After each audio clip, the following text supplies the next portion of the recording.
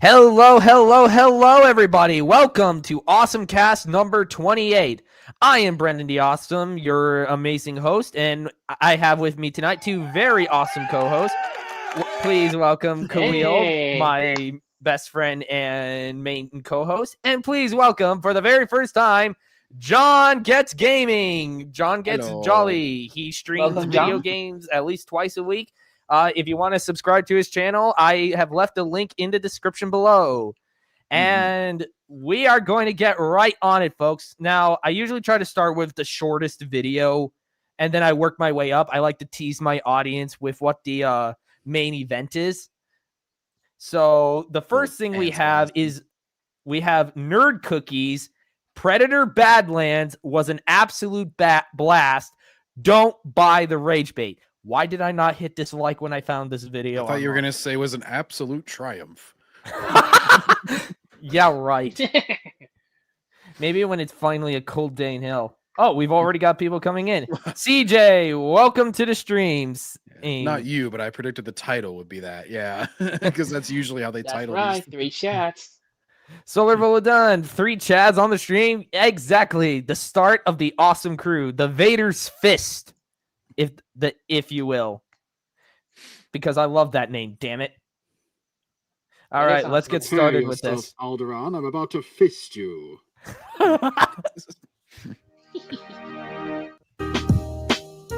Fresh Nerd Cookie bait.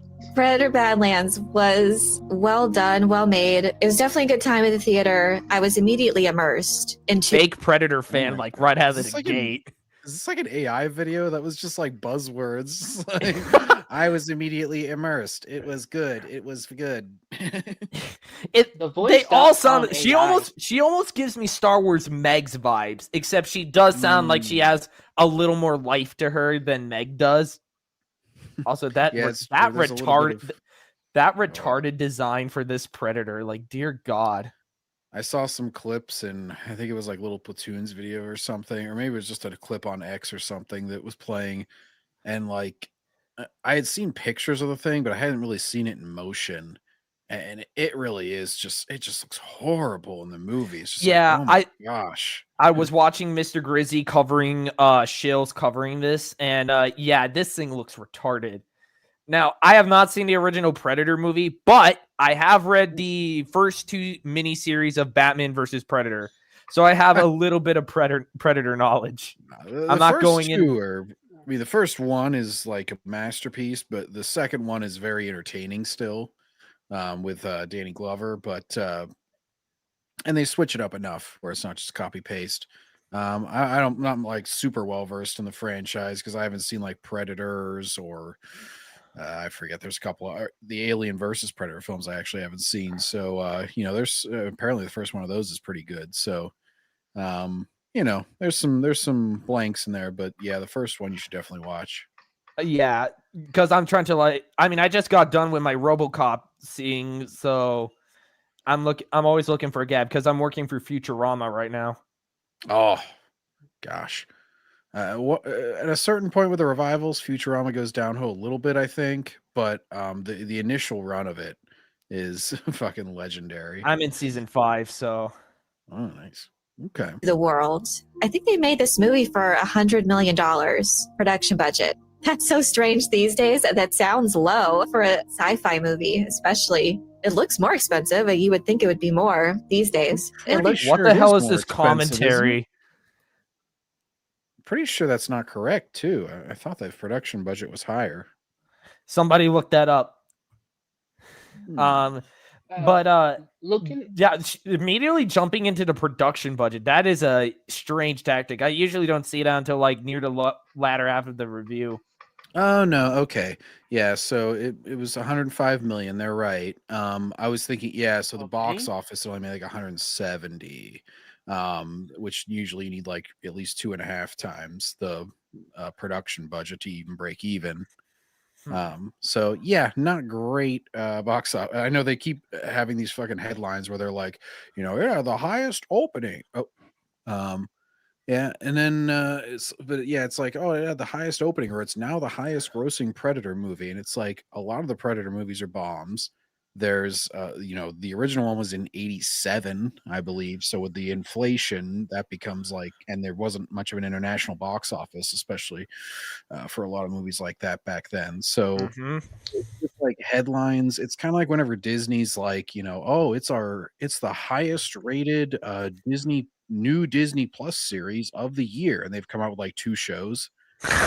So it's like, oh, I mean, but anybody who thinks about it for half a second is like, wait a minute, you didn't just move the goalpost, you narrowed the goalpost so tiny that it was the only one that could score. all right, give me a sec. Hail Kaiser, welcome to the stream. Wolf Scar, here we go. Double A, yes, welcome to the stream. Jorge Lucas, I'm surprised he didn't go full man bun with the Predator design. Don't give them ideas. It almost looks dumber than a man bun. It's like dreadlocks that are pulled into a ponytail. It looks really stupid. It's giving me Paul from Spider-Man vibes. Half human. Yeah, He kind of looks half Alien. human. Alien Yeah. versus Predators, man. and like it's balding on the sides too. It's like that suit. It's like a mohawk that got turned into dreadlocks. All right. It's good. Well, the thing is, I usually don't believe Disney anymore when it comes to the production budget or how much they make, because it's like they have so much of a history for lying. Well, when they make something in the UK and they have to actually disclose on the tax documents what they spent, it always ends up being higher than what they initially report, because those don't come out until like a year later. But they always end up lying. It's always higher. It happened with the Marvels. It happened recently with Deadpool and Wolverine. Yeah, the where it budget was was like- almost $500 million. Yeah, it was crazy. And so, like, for one, they lie, but for two, it is always only in one direction that they lie. They are Exactly. always underplaying it. Iron Inquisitor, welcome to the stream. There are only 2 Predator movies. Okay, thank you. Duly noted. I am trying my best to be as pure a fan of franchises as possible. Yeah. Also, of these kinds of stories. Brendan, once you watch the first Predator movie, you know the voice actor for Optimus Prime, Peter Cullen? Mm-hmm. He provided the vocal sound effects of the Predator in the first movie. Oh, that is just badass. Oh, the Yeah, exactly. Stories. I think I it's- like the approach. No, sorry. Did someone say continue. something or did I cut him off? I think that was in the video. Okay. To just take a corner of this big expansive universe like this, like the Predator and Alien universe that was combined in this movie, focus on one aspect. Don't try. What combined? Did they combine Alien and Predator for this one? Is there references to Alien in this? Well, I don't know. Weyland Yutani is from the initial Alien movie, the corporation that owns the androids. Oh Christ. So Oh. yeah, in that it's very much crossing. I mean, we've had Alien versus Predator movies, because they've been owned by the same studio for a while. It was Fox. Yeah, now but I Disney. figured that was like a separate continuity thing. Yeah, those were always kept very separate from any of the solo movies. So like Weyland Yutani, they're pretty heavily featured in AVP from what I know. Like I said, I haven't like watched that one beginning to end. I've caught it on TV, like parts of it. So, but yeah, they're a huge part of basically all the Alien films. So them being involved here and they're researching the Predator species and all that. I'm guessing they're planning like some big crossover at some point. Oh God. It's gonna be Like a crap fest. set up cinematic universe one instead of the Not early another 2000s one. just throw They in. already ran the MCU into the ground. Why? Okay, they already ruined Predator, and Aliens is kind of in a dump. It's all owned by Disney. Maybe they're gonna have Weyland Yutani contact Stark Industries about these new aliens they found. That sounds retarded as hell. Then it'll How have to to be do Avengers everything. versus Alien. Whoa! And that's what I think Alien Romulus really misstepped there, because I was enjoying it for like the first half. Towards the end, it just descended into nostalgia bait, having to connect to every previous Alien film, and it just made Almost sounds like the last Mission Impossible movie. Yeah. Yeah, that one was a bit like montagey almost, with where it had to play like something from every movie. Yeah.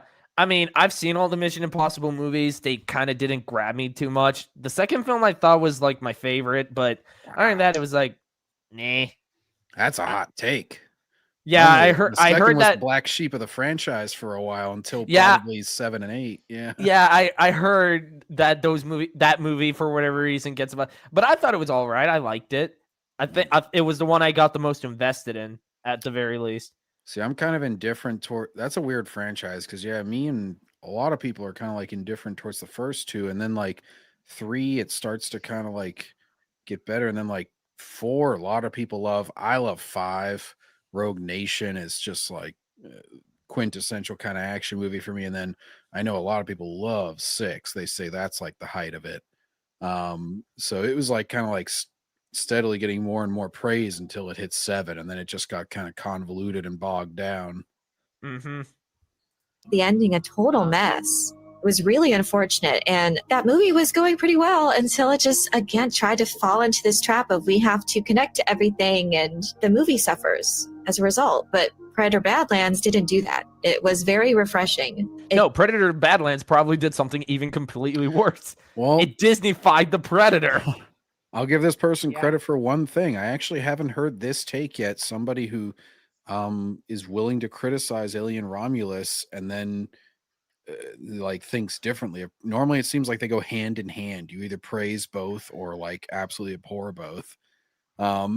So yeah, I've seen mostly like negative stuff as far as both of them go, but yeah, I'm Same surprised here. they're willing to insult Alien Romulus is basically what I'm saying. I expect them to just like both of those. Christopher Barker, welcome to the stream, and we'll probably address that later in the stream. Mm. Oh, and I haven't seen Alien Romulus, but one of the issues I do have with the movie is also it has nothing to do with the final cut of the movie. It has to do with the behind the scenes, when you had the directors, the producers, and the actors kind of saying that they use practical effects for the aliens and the spaceships, and then you look at the BFX breakdown. It obviously uses a lot of CGI for the aliens, for the face huggers, but and then you also have kind of like in the movie Barbie where they changed the behind the scenes so that you won't see any blue screens or green screens for the scenes that they were shooting. That's And it's also false advertising. yeah, and they also did the same thing for the Mission Impossible films. I mean, there's literally an explosion in a movie that was directed by J.J. Abrams.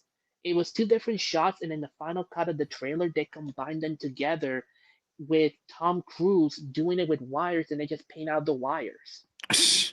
Jeez. Just was its own singular story that just expanded upon the lore of the Yautja, the predator culture, which that's always been the most fascinating thing to me about this particular IP is their hunter mentality. That's my favorite part of Predator 2.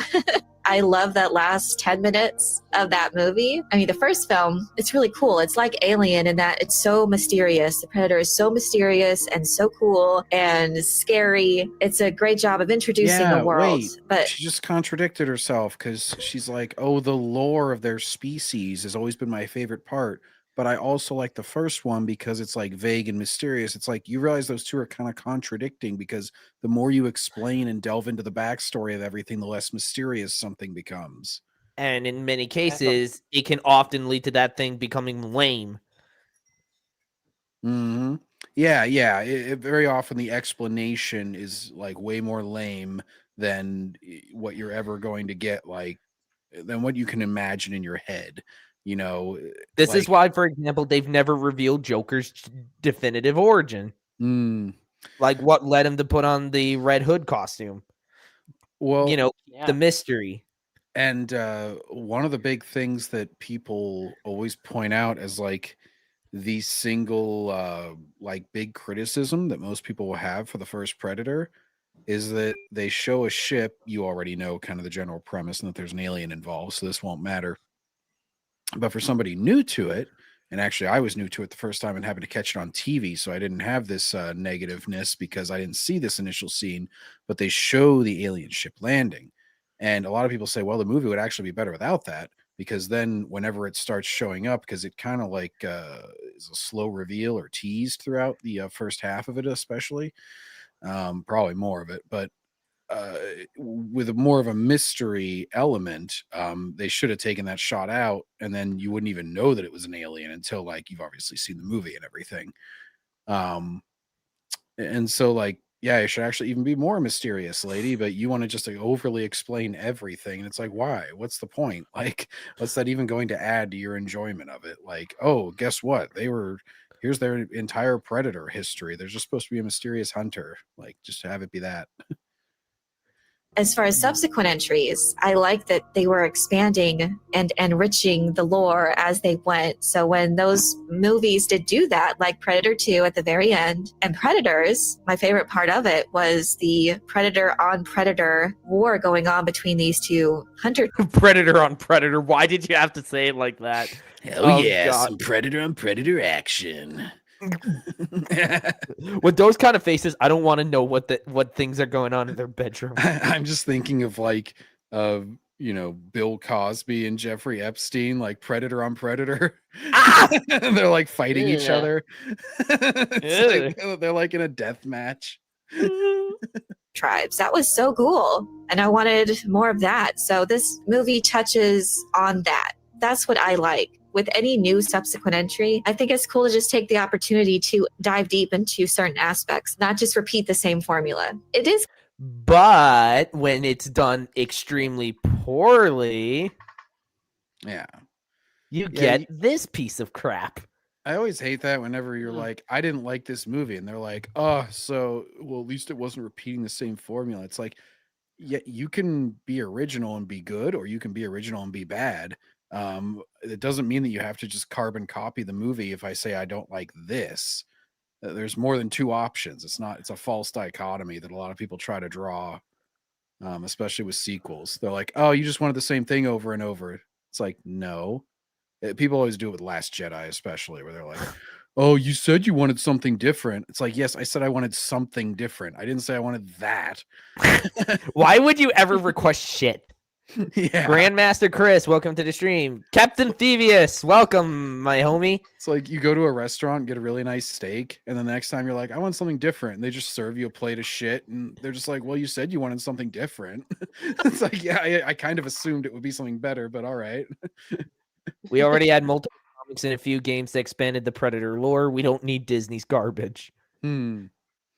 Kind of frustrating though, because the early reviews, I tried to stay away as best I could. It's a movie I was really interested in, and I want to form my own opinion. I didn't want it to be tainted going in or ruin my experience. But yeah. Oh, God. I have always had a problem with that mentality because it's like, I would like to know what I'm kind of getting into before I spend my money. Yeah, you should find reviewers that you trust, and their opinions seem to align with yours. It's kind of something you build over time. It's not like, oh, you're gonna taint my opinion. It's like, I mean, if you like a movie, you're gonna like a movie. You're not gonna go like, well, I liked everything about it, but this guy said he didn't like it, so I can't either. Like, I mean, I've seen like a lot of people praised Sonic 3. I went in to go see it, and I didn't end up quite liking it. Which I got like.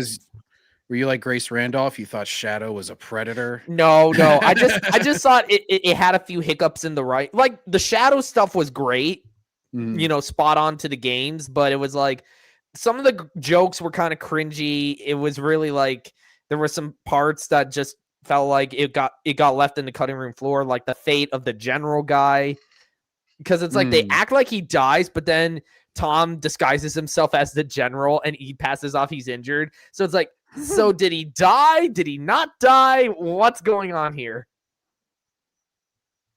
Like, it was just like, it was kind of all over the place. And then like the end credit scene gave me a heart attack. And now I'm living in fear for the next century.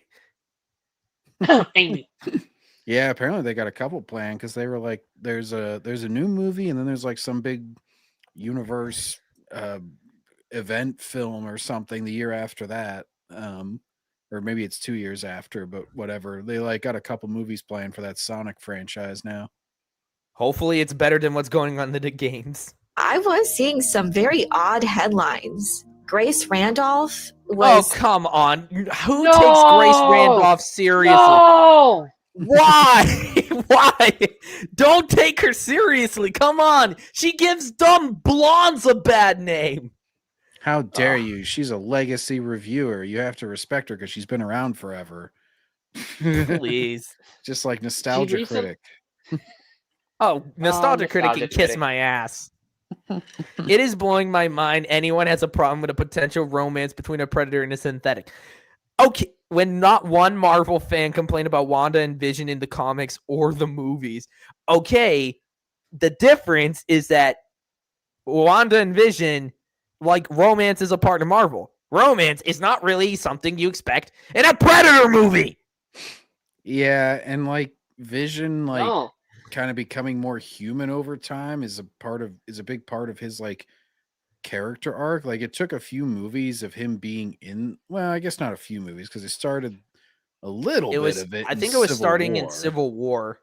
Yeah, and he had only come in at Age of Ultron, but even so, it's a big part of his character arc, all even from the very start, like that he's like part Jarvis, part human, part new life. Even in Age of Ultron, he has the discussion with Ultron at the end.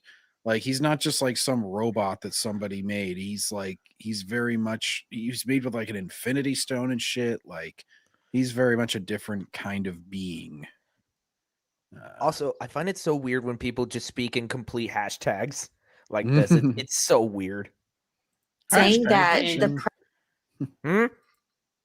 Oh, and speaking of Marvel, did you recently saw the video Mr. Greasy where she complains about there's no girls or gays? We are going to that get they're to that. supposed to- Trust me, we're going to get to that. Oh, boy. Mm.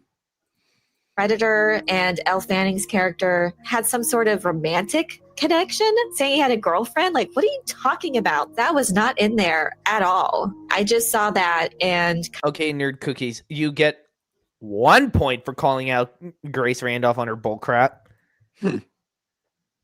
I see the Okay, that's intel 1 is point. coming in full force against Predator Badlands. There must be upset he has a girlfriend. Oh, shut up. There's okay, Nerd Cookies. You have 1 point going for you, minus the million from the last time I tore into you. Ooh.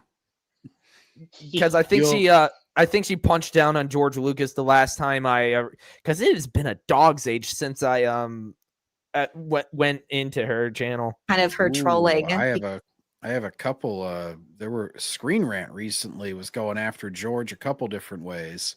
They had two separate articles. One was like about how the new Mando and Boba Fett movie is going to do Mandalorians better than he ever did because he Oh or I'm no! sorry, Mando and Grogu I meant because he like screwed over Boba Fett by making him die in Return of the Jedi. And then what was the other one? It was like it was something about like that new Darth Maul show. They're basically like, oh, he should have never killed Darth Maul either. You can you can shoot those articles to me on Discord, and we can probably take a look at them next week. Oh, nice, yeah. Because Yeah, it of was course like 2 people within would a week. It was really shocking. find that odd that the Yacha has a girlfriend, this android girlfriend. Then she called them incels. What are you doing? So I only saw like a bit of that, just a bit of drama of those early reactions. Sometimes it almost feels like the media itself wants the theater industry to die before a movie. Oh I my mean, God, they're not just going to blindly praise everything. We aren't here to go to bat for the studios. They dig their own graves, and like, even though I don't agree with this criticism, it's like, oh my gosh, you just want movies to fail. It's like, I want bad movies to fail. I'm not going to feel bad if a bad movie fails, and if they I make want enough of them in Disney a row that they fail as a studio, then fuck them. I mean, I want Disney Star Wars to fail. I want the MCU to fail. I want the DCU to fail. Yeah. I want practically everything to fail because I can't take the heartbreak anymore. Well, this same shit comes up whenever they're like talking about people using AI to dub stuff. And they're like, oh, you want to you should support localizers. And I'm just like, well, no, not if they're terrible at their job and they like shove in all their own like political crap. Like, I'm not just going to blindly support someone just because they're in a profession. That's like saying like, oh, support our teachers. And it's like, well, there's good teachers and bad teachers. Sorry. Exactly. Like, I get to judge you based on your merit and how well you do your job. I'm not just going to go, oh, well, I have to support you because you're in this field. Exactly. Be wise with your money. Don't just blindly throw it away. Yeah, they always try to like guilt trip you with this theater thing. It's like, oh, you're going to make the theaters close. It's like, well, that's the movie studio's fault, not mine. If they make a bunch of shitty movies, I'm not obligated Here's to an go. idea. Stop making garbage and maybe people will go to theaters. Exactly. Yeah. Hey, Decrepit, welcome to the stream. Hello, can't- boyos. You can't guilt trip an audience into supporting your industry. Like, they're just going to eventually say, like, no. It comes out, they're trying to paint a narrative to just drum up controversy. And if a controversy isn't there, they want to create one. I remember like when Superman was coming out and Oh, yeah, James Gunn couldn't keep his damn mouth shut about any negative Yeah. criticism to this movie. Oh, he's like terminally online basically at this point. He's always responding. Even like Supergirl's budget was reported. It's like, oh, it's gonna be 200 million. He's like, not even close to true. It's just like, dude, you like comment on every rumor. To about think your I movie. actually had to think I was actually hoping that that this would actually do well. Well, I started to have my doubts when he was glazing the Flash movie after how that turned out. It's like, really, Oh, you're gonna God. call Yeah, that one of the I- best superhero movies you've ever seen? Yeah, and literally the first time he announces his DC universe more than 2 years ago, he literally called it The Flash, the most beautiful movie with a beautiful story. James, I like your Superman movie, but dude, don't say that about a movie with a kid with mental health issues. Yeah. Oh god. Also, I don't like this album. It doesn't really look much like an S. there was reporters trying to create this political controversy, and the actors and directors are trying to just navigate as best. I love how you're not really bringing up any evidence. You're just showing a random screenshot. And with Green Lantern, no less. Yeah, I figured. they can. That's just a And That's that was the press doing like it's political BS. He was talking about like, oh, it's making MAGA angry, which first of all, you can saying such a general statement. It's like that's like 77 million people. Yes, I'm sure you can find some of them with a problem with just about anything to just say that such a general term and be like, it's making this angry. It's like there's no way for me to disprove that, of course, because I could never talk to every single person that you're trying to include in this. And it was that same red carpet interviewer that was always asking. He was always going like, I forget. I think it was the Agatha premiere where he was like, "Is this the gayest Marvel movie ever?" He's like, he's just there to drum up shit like all the time. movie. But yeah, it really feels like they've really amped that up, just trying to get people mad or upset before the movie even comes out, or just trying to paint a narrative, regardless if it has any. No, it's just because Grace Randolph is a freaking weirdo who likes to ship things. Oh, Grace. I don't know why Wait. studios are choosing tactics like these to promote their films, where they can just promote the films in a regular promotion. Hey, look at this trailer, look at this movie, look at this trailer, look at this merchandising, and boom, you got people in the theaters. Wow. Well, was it a good depends on movie. whether or not even the marketing is really good, because it's like at this point they just hate actual fans of these franchises because they don't want to bother to put in the effort of actually adapting them properly. There's the whole, they have to make it political. They have to include some, political BS and it's all, and then it's like they Because it was like back during like the 2016 era, they were making like all of those characters like Kamala Khan and so on, and they were pushing away their old audience, and now they're semi stuck in that position where they can't necessarily go back on those decisions because they're going to get lambasted by the people they tried to appeal to, but they can't necessarily, they can't really win us back because they won't get rid of that. They can't have it both ways. Mm-hmm. Yeah, a lot of that audience isn't going to come back because it's like, well, you screwed us over once. I can't really trust you at this point. You did it for no reason. Shame on me. Fool me twice. Shame on you. I was with you when you were a lot more successful, but you weren't happy and you wanted to go get that other audience. So have fun with them. And and then, the other thing is, it just seems like disingenuous at this point because I'm like, I saw what you did whenever you thought you were untouchable. So I have to think that that's what you want to do. And at some point, you'll just go back to it. So I don't really feel the need to support you here.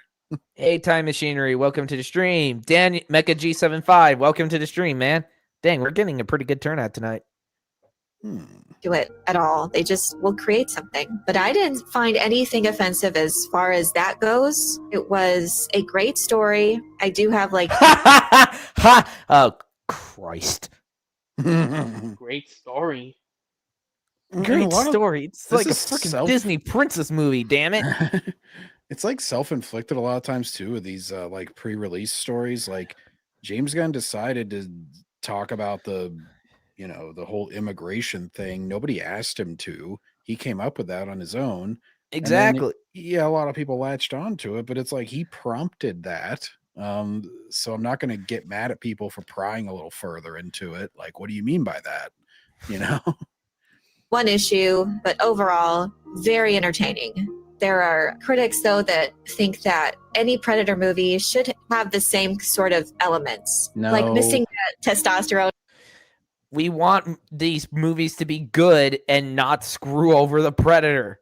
A lot of people like Predator 2, and that's very different from the first. So this whole false dichotomy of like, just basically they brought up this point before, so then I just end up repeating the point. But it's like, you either want it all to be the same or you're going to accept the movie you got. It's like, nope, neither. I'm going to choose option C. I want something different but good. That actually reminds me of when someone told me to accept Shadow Generations and I said no. I was like, screw you, man. I'm going to do what I do best. I hate modern crap. Shit. There you go. Focus, or the same kind of formula of following human protagonists as they're being hunted. To that, I say it is a classic formula. It already worked, and I think it's been done. That's how this. Okay. Sometimes it's a case of if it ain't broke, don't fix it. Mm-hmm. I mean, sure, change it, add something, add a little spice to keep things fresh, but don't, try to totally reinvent the wheel. I mean, there's certainly a lot of flexibility within the Predator. A lot of people ask for new settings and stuff like that. But just completely bastardizing it, yeah, of course people aren't going to like that. It's because you're just, at the end, you just want the brand name, but then you just want to make whatever movie you want to make. So you're kind of just being lazy, where it's like, oh, I want to make a lot of money, so I'm going to call it Predator. But also, I don't really give a shit about Predator, so I'm just gonna make a movie that I wrote already and shove a Predator in it somewhere. Oh God. This franchise was made. I definitely get the idea to have something that harkens to what you already like about it. I just thought this was an interesting way to take one corner of this huge universe and do something original that still fits within the IP. It does not fit within the IP at all. It doesn't really even look much like an actual freaking Predator movie.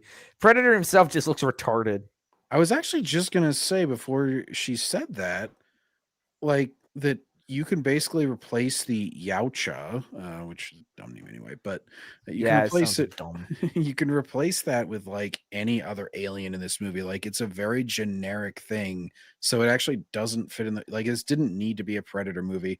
There's a little bit of like the Warrior's Pride or whatever, but then they immediately have the main character just like kind of buck all that shit. It's always like, oh, here's that thing that made it distinct, and we're gonna have our main character of that species get rid of it. And so now it's just like everybody else. It's like, well, why did you make it a Predator movie then if you're just going to throw out all the stuff that makes it Predator? It's like when they had Luke Skywalker toss his lightsaber away. Yeah. And I hate Also that the- trope of this thing that made a franchise very iconic. We're tossing it out the window and we're doing our own crap. Or yeah, well, speaking of Star Wars, it's like Battlefront 2, the shitty EA one, where they're like, you're gonna play as the Empire, and then like 2 missions in, they're like, oh, we don't like the Empire, we're gonna throw that out. It's like, well, why did I play as someone who was initially the Empire then if they're just gonna immediately lose everything that makes them the Empire? Different. Also, PG the 13. location in this- Oh, Also, the location in this movie kind of looks like Pride Rock from The Lion King. Oh no. It's the circle of life. The Predator hauls his retarded squirrel thing that he runs into in this movie up on.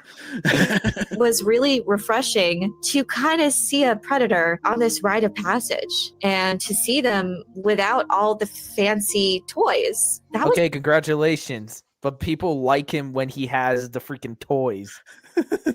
You know, the iconic mask. helmet. Yep. It's like, I love seeing the Predator, but also I love how this Predator movie gets rid of all the Predator stuff. It's like, why? It's a Predator movie practically in name only. And it's even then, especially- it's it especially just true with feels this wrong. one because they advertised it as like, we're gonna finally get a movie from the Predator's perspective, and then they're like, oh, by the way, this Predator isn't anything like those other Predators. It's like, okay, well then that kind of ruins that whole selling point, doesn't it? This Uh, Predator, Jedi Prime, welcome this to the Predator stream. sounds like. This Predator kind of sounds like the Craven movie. Oh no. like- That Where it's yeah. like they'd only show his iconic armor at the end. The iconic Hmm. lion vest, yeah.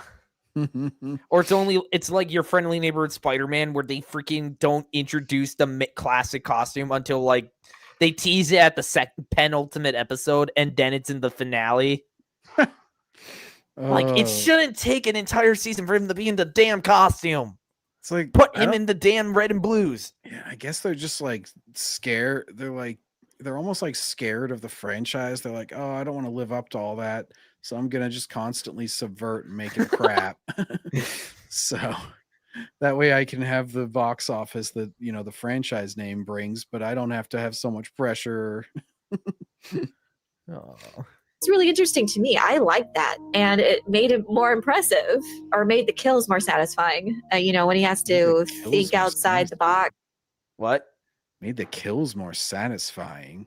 Oh, I see, because they don't have any of the gadgets. So you're just kind of shitting on the previous Predators then, because they all use gadgets and they're still pretty badass. So And you just said you liked Predator 2.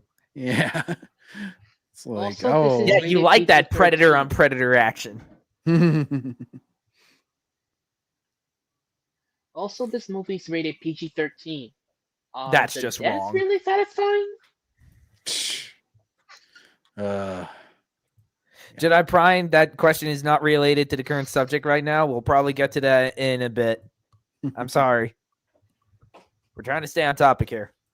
Kind of has to use the environment, use his wits, not rely on all the cloaking devices and weapons. I like that. I mean, It's fine for him not to rely on that. I would have liked a movie where maybe those are like slowly stripped away.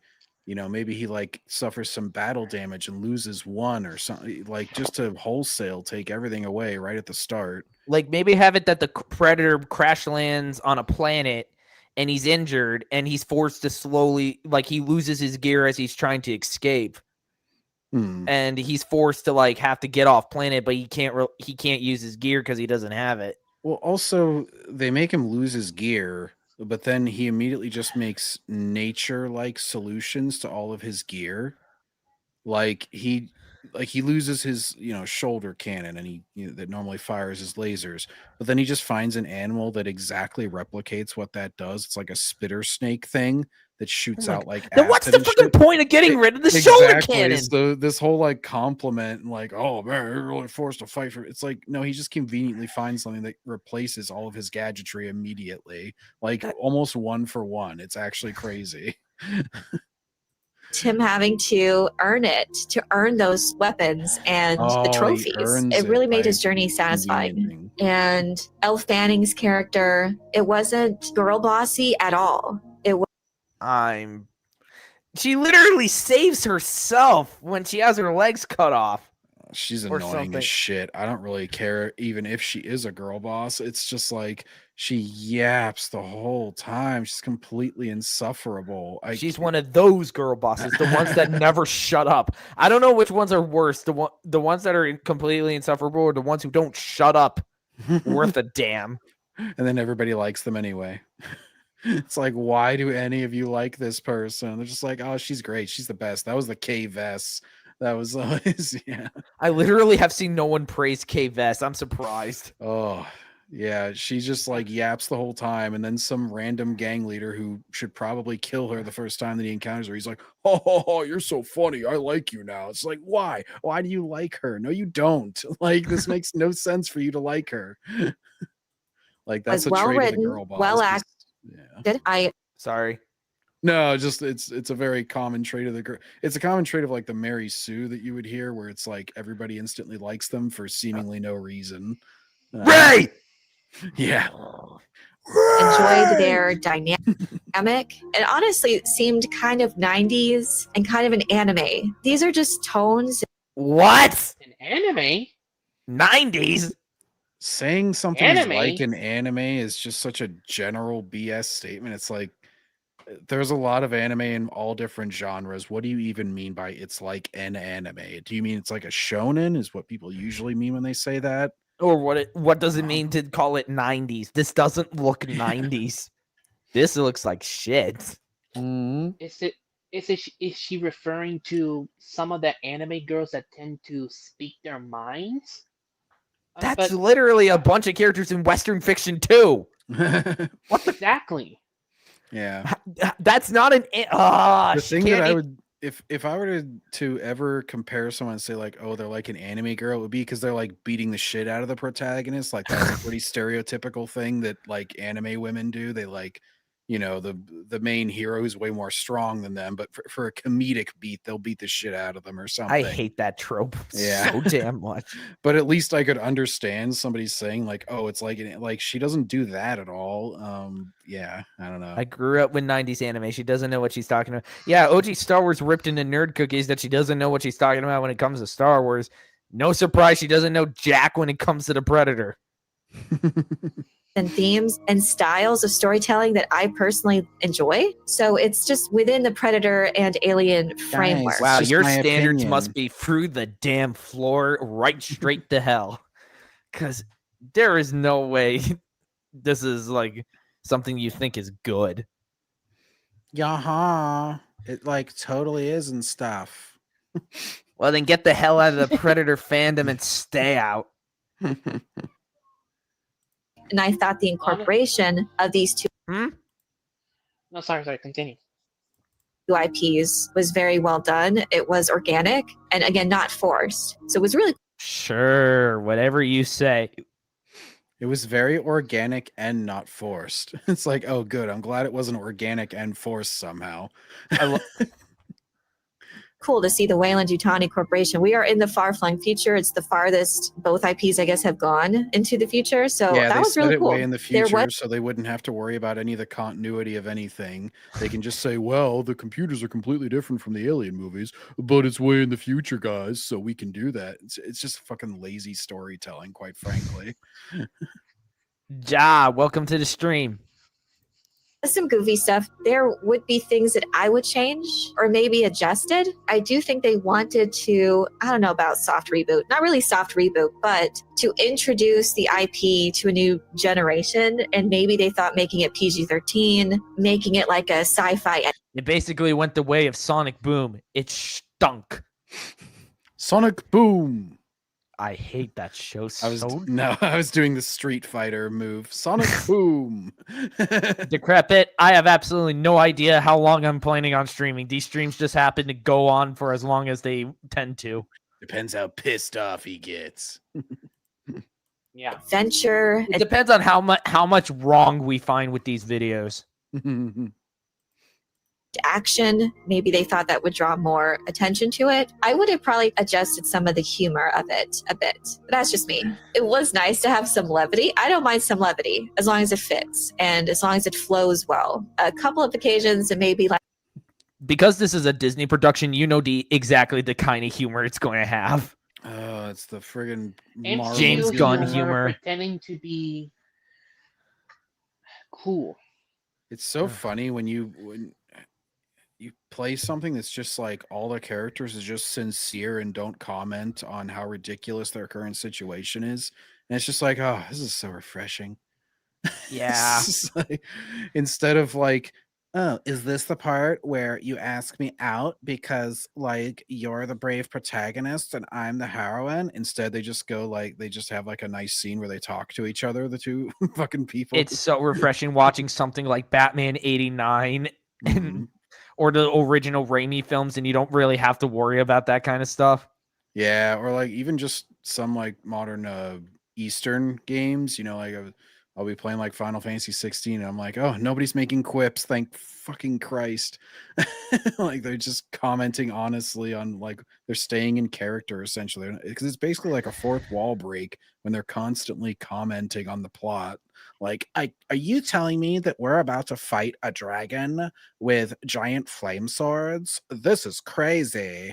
It's just like, they're kind of pushing it with the humor. There is a cutesy element in it that I could tell what they were doing. Cutesy. And of course, there's going There we go. That's where everything went.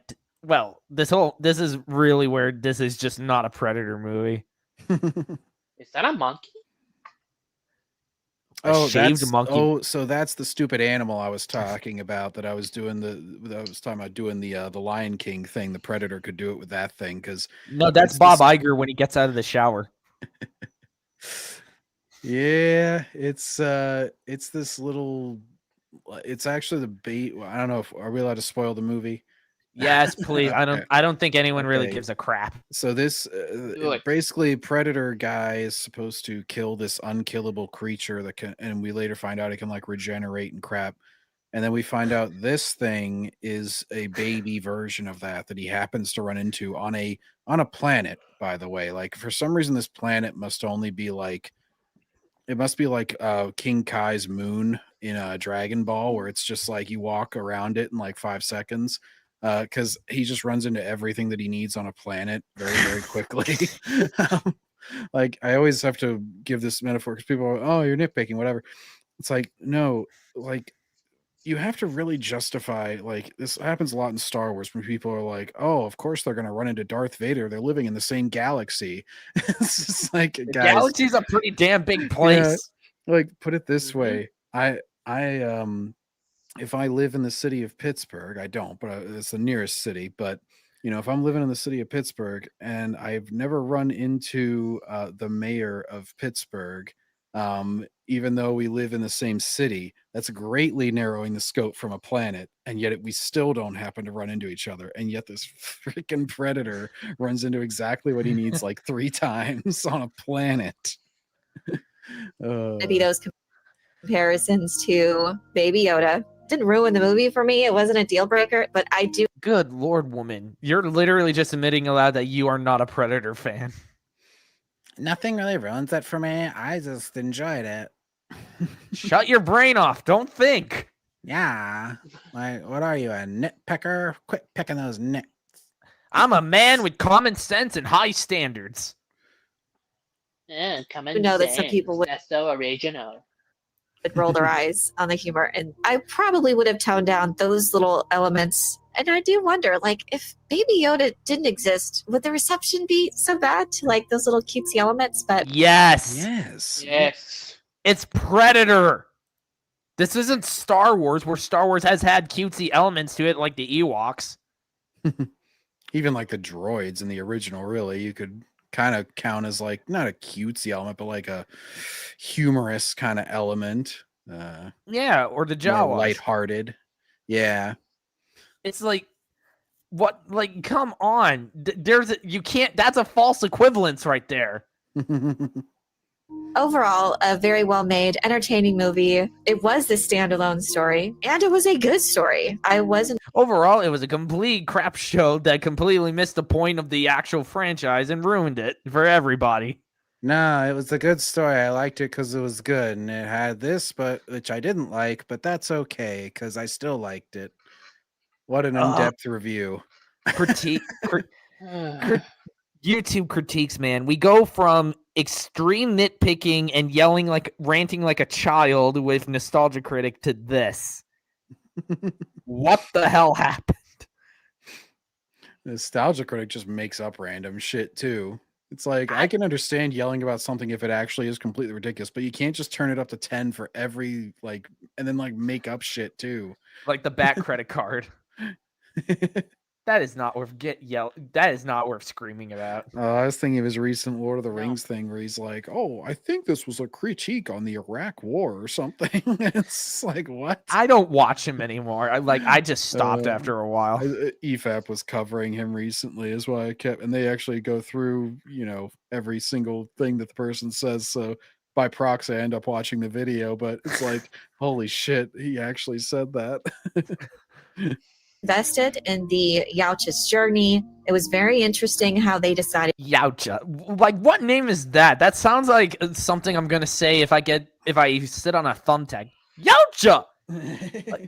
like that sounds like an Italian screaming in pain. Yautja. That sounds so stupid, man. To do it to where you'd feel connected to his journey. And that's an interesting way to do that. If we're doing it from the perspective of the Predator, it made sense within the established lore of the Yautja who culled the weak. So that's my overall thoughts. If you're in any way sort of interested in just at least a sci-fi adventure set within this universe, these two universes, it was Go look somewhere else because this is not for you. This ain't it, Chief. Okay, real quick. Oh, hang on. All right, Linkara of all people killed that joke. And Linkara is worse than Nostalgia Critic. A bad credit card! I'll kill you! Yeah, because Yeah, at the very least, Nostalgia Critic, at the very least, Nostalgia Critic, when someone makes fun of him, he actually laughs at their jokes and then moves on. Linkara, on the other hand, he's just fuck you guys, fuck you, just fuck everything on a company. Yeah, I actually want to take a swing at him to punching the prequels down. He's one of those people. He actually says The Last Jedi is his favorite. Yeah, because they played it was the two different reactions to it was somebody doing a gaming stream that watches a lot of the channel Awesome stuff, and yeah, they made fun of Linkara and they made some little cartoon about Trump throwing him out of some rally or something. Oh, that explains the joke because I saw somebody talking about that. Yeah, and he got all pissed about it, and he was like, "Yeah, throw that." And somebody asked him about it in his chat when he was playing some game. He's, "Yeah, throw that guy. He doesn't. I don't talk to them. They're assholes." Yeah, because somebody once because I saw a clip someone played of Linkara, and someone teased him about his green M&M fetish, and he had that person banned almost immediately. Is he related to Tucker Carlson? No. All right. Here's the next video. And I never in 1,000 years thought I would actually ever have to come across this guy. The Trent Report with why Sean Levy's Star Wars Starfighter film could be good. He is huffing the Hopium, folks. Copium. No, it's the Hopium, not the Copium. Yeah, that's true. It'll be Copium after it releases, and he tries to make excuses for it. Oh, God. Here we go. We got some new information about the upcoming Star Wars Starfighter film from director Sean Levy. He explained how the film is what a the goober most photo, by the way. Look at the body. He's like, oh. Yeah, I think that's the face he made when he made Deadpool and Wolverine. Oh, no. Return of the Jedi. Well, knowing he's connected to Deadpool and Wolverine does not fill me with confidence. That actually does the opposite. And the second Deadpool and the movie Guy. Also starred Ryan Reynolds. But it had the ugly dog. Wasn't that funny? Come on. I would love to see you collaborate with Mr. Grizzy someday. Buddy, I don't know if in 1,000 years I could ever do that, but I appreciate the confidence. At least come on the next Resident Evil watch along. I'll try, but I have to save some money aside for that. It's $20 to get to that tier. Ah, okay. Yeah.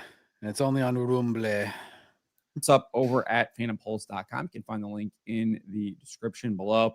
So he made these comments in an interview on the Kevin McCarthy podcast, and he was specifically asked what the pivotal movie that he saw at a young age was that basically got him into film. And this is how Debbie he Does answered. Dallas. It's such a cliche answer, but it's an extra poignant answer because of what I'm doing right now. It was Star Wars. It was 1977. I love Star Wars. I loved Empire. But boy, it must have been somewhere in my adolescence for Return of the Jedi. Is that 84, 83, or 84? Let me tell you something. I have not said this out loud because everyone's like, which Star Wars movie is Starfighter the most like? Which is it the most inspired by? If I'm being honest, I know the cool answer would be Empire. And sort of the inarguable answer would be New Hope. But it's kind of Jedi. Screw you. It's going to be neither. God. Damn.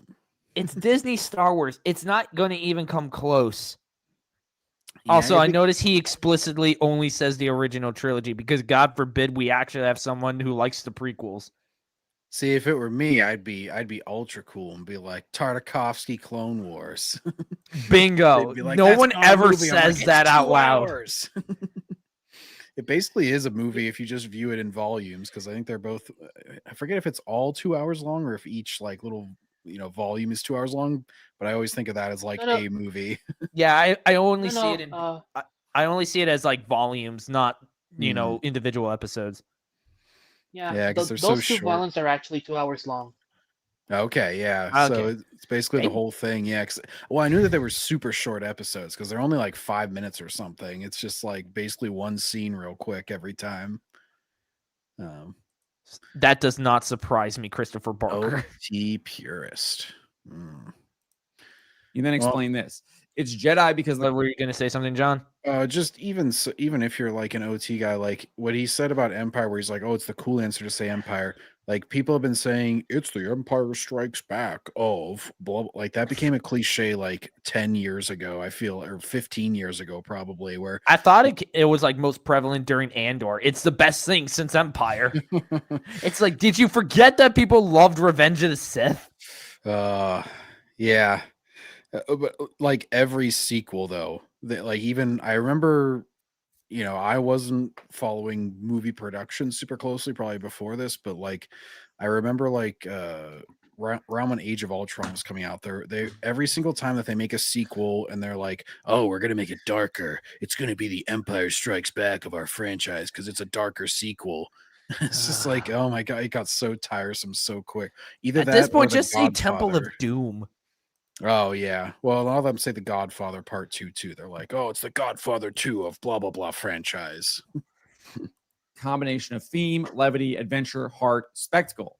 Somehow that movie just got it right for me. And I saw that movie so many times in a theater, more times in a theater than New Hope and Empire. I actually will admit, I think I've seen Jedi more than Empire or A New Hope. Yeah, me too. I probably watched A New Hope the most. Because I can just pop that on anytime. It's just I think Empire for me simple has adventure. been the least. Like, don't get me wrong, I still love all films equally. It's just, yeah, it's the most like serious. So I can, out of the OT at least, so I can see that where it's like, you got to kind of be in the right mood for it or like gear up for it almost. It's not one you like to glance in at every once in a while. You want to actually concentrate on it when you watch it. yeah. And it stuck with me. There's moments where I'm on set of Starfighter and I feel like that kid is with me in the director's chair. Like I'm there making his dream come true. I'm pretty sure you're doing the opposite. The kid in you would not want you to direct a Disney Star Wars flick. No. Just picturing the kid as like Walter White in the Breaking Bad meme with it's more than a meme, obviously it was in the show, but whenever he's in the car and he's just screaming out the window, he's like, no, Sean, no. It's like Obviously, his kid self screaming at him. is clearly doing promotion At BASF, we're And working first together ad to of the drive stream. Good thing it's a short. We create Oh crap! It's one. chemistry. Oh yeah, there's this weird one with Bumblebee. For a gate late, you can get online, go to the general, and save some time, Shaq. It's so weird to me that Bumblebee is in this one because it's like there's no live action Transformers movie coming out right now. Why use him? And of course, it's the retarded design from Rise of the Beasts. I hate that movie so damn much. I didn't see that one. I did. I saw the Bumblebee movie in theaters. I saw Bumblebee. I saw Rise of Beast when it came out on streaming. I hated Rise of Beast. Bumblebee's meh. I am a Michael Bay trilogy dude. Wow. I particularly like the first movie and Dark in the Moon the most. Those are like the best ones. They are. Yeah. Specifically, he's doing this promotion for Stranger Things, given the fact that he is one of the main creators over there, directing all kinds of the Stranger Things episode. But he's clearly also promoting the upcoming Star Wars Starfighter thing. So we already got Star Wars Starfighter. It's on the PS2. Yeah, I was just gonna say I played that sometime recently. Transformers 1 is the best Transformers period. That's the one movie I still need to get around to watching. If I can bring myself to suffer through the horrendous CGI for the faces. I just don't. I think you will. given that, maybe we take his comments here with a little bit of salt. Little bit, more like the whole damn container and then some. Like I would need enough salt to kill every single snail on Earth to take this comment with. They always try and pass these statements off. It's like, guys, this doesn't mean anything. He is you talk about shills and like, oh, they're influenced by this, that, or the other thing. This guy's literally employed by them. Like, of course he's going to like hype it up. Like, what's he gonna say? Like, I don't know, it's kind of shit, but hopefully somebody sees it. Next thing you know, he's going to say Ryan Gosling is the Jesus of the Star Wars franchise, just like Tony Gilroy said with Andor.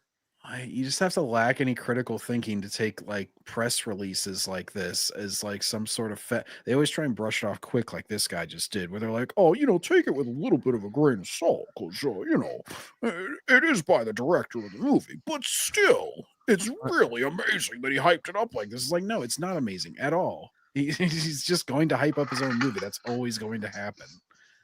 I do find this encouraging. I think that Return of the Jedi is probably my favorite, especially. How is this encouraging? Have you not seen what's been done to Star Wars the last 10 years and then some? At this point, it's probably like thought The Acolyte was a good movie, a good show. Yeah, like not only is the foundation destroyed at this point, but like it's literally just a pile of rubble.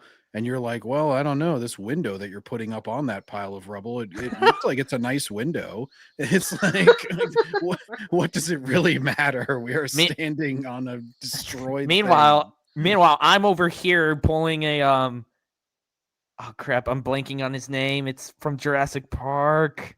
Alan Grant? No, other guy. Jeffrey Goldblum's character. Oh, Ian Malcolm. There, yeah, it just came. I'm over there and I'm saying that is one big pile of shit. Because that's literally what Star Wars is now.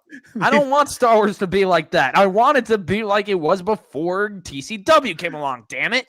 They're looking at the pile of shit and they're like, well, Sean, is your contribution to this going to am I gonna like it? He has a nice sandwich or something. He just like puts it on the pile of shit. He's like, it's a nice sandwich. I don't know. Wow. Given the fact that how we he need does to judge it fairly, everybody. Like, it's at the point where it's far too late to save Disney Star Wars. A good project is not going to save it. Getting rid of the sequels is not going to save it. Because everything is just so... Because if you get rid of the Disney trilogy, you still got the Acolyte, you still got Kenobi, you got the High Republic, you've got TCW, you've got all of that garbage still there. Yeah, it's just rotted to the core. It's like you would have to erase like just basically everything from 2012 onwards. You would have to just commit to that and just be like, we're restarting, we're sorry, and we fired everybody. That would be the only time that I could even give it a chance. I think really do a good job of closing out the original trilogy. It has that that final act. I mean, and there's all kinds of great things from it. We'll get to it a little bit here. There is this review that this Orthodox priest did back in 1984 after watching Return of the Jedi, Archbishop Lazar Pahalo. And as part of his review, he wrote this: "It is one of the only movies I know of Orthodox from the last 2 or 3 decades where we witness an actual triumph of virginity and morality over the dark forces of the passions. The problems one might have with the interpretation of the Force are minor compared to the positive beauty of the movie." And so earlier on, he talked virginity. Wait till you find out that Luke got married. Yep. Like pretty much everyone got married. Like To Han a got redhead. Han and Leia got married. Luke got married. talks about how Luke I don't know. The idea of virginity just sounds hilarious to me. Well, and the Han Leia romance was not something that came out of the blue either. Like that was in the movies, so I don't know what this guy is on about. Like, no, there wasn't a this sex version scene he's in kind the of on. OT, I guess. So technically, you're right, but they were for some very clear romantic vibes. And as Nasser detected, with his On the I don't know if you guys are familiar with Chrissy's coverage. Why is he touching her? Why is he rubbing her finger? Yeah. See, this is why he spent Valentine's Day alone. It's because he doesn't understand how to flirt with a woman. Good, obviously, with the correlation with becoming a Jedi, and he has to first overcome those passions, which are clearly on display in the form of Jabba the Hutt, who clearly is just completely controlled by his passions. He has the girls. You know what? This has absolutely nothing to freaking do with Sean Levy at this point. It's like Levy's comments, his cause for some optimism. Like it goes from Levy to this Archbishop dude. Like, what the hell? Where is this going? Well, he brought up Return of the Jedi, so now it's a Return of the Jedi review. I am about ready to unsubscribe from Fandom Pulse now. Around in front of them, and then assuming I can figure out how that entire the way they had me sign up was extremely weird. And he wants to basically act upon those passions. He doesn't act. Oh my god! Fight against Vader, and he realizes he's kind of being consumed. Oh my gosh! This is just Return. This has nothing to do with the damn title. Where do we get back to ripping on you for praising Sean Levy, you idiot? Oh my god! You finally. So anyways, I wanted to talk about the OT now. You. Oh! And another ad. Damn. Kill time till the next ad. Was that Dakota Johnson I saw? That looked like Dakota Johnson. It looks like that is a waste of chocolate on a diaper. In the closing scene of the film, the Allies. What do I get on my computer?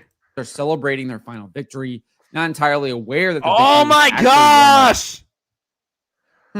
What are you doing, man? Part. I'm trying to skip, but it's like so hard. Festivities he sees in an aura. Oh my god! Are you serious right now? Who? Trent reporter me. Like, it honestly kind of looks like his review of Starfighter was probably very short, and he was told, put a review of your favorite Star Wars movie. That'll make it bigger. Be optimistic about this film. Now, there's also reason to be pessimistic because there's hundreds of reasons to be pessimistic. In fact, there's no reason to be optimistic. It's all pessimism. In fact, can it be pessimism when we know that we're going to be right? I mean, at this point, it's just called it. Yeah. It's just like, honestly, it's just like, how will this entertain me while being bad? Is basically my curiosity with Star Wars things, because I can usually at least laugh at them. And so it's kind of like, well, what sort of, idiotic stuff are they going to pull this time? Because that's the entertainment that I get out of these films now. Exactly. Kind of shared some details as for what to expect. And he's kind of said some of this in previous interviews, saying it's not a sequel, it's not a prequel, it's not legacy characters, and it's not any period of time in the galaxy that's ever been explored. It's 5 years after Rise of Skywalker. So it technically So it's a is sequel. It's a sequel to a sequel. So it's automatically crap. Yeah. It's set in the sequel era. That means it's crap. You have to be beholden to Jake Skywalker. How the hell are what makes you think that there's any reason to be optimistic with that kind of info? Cause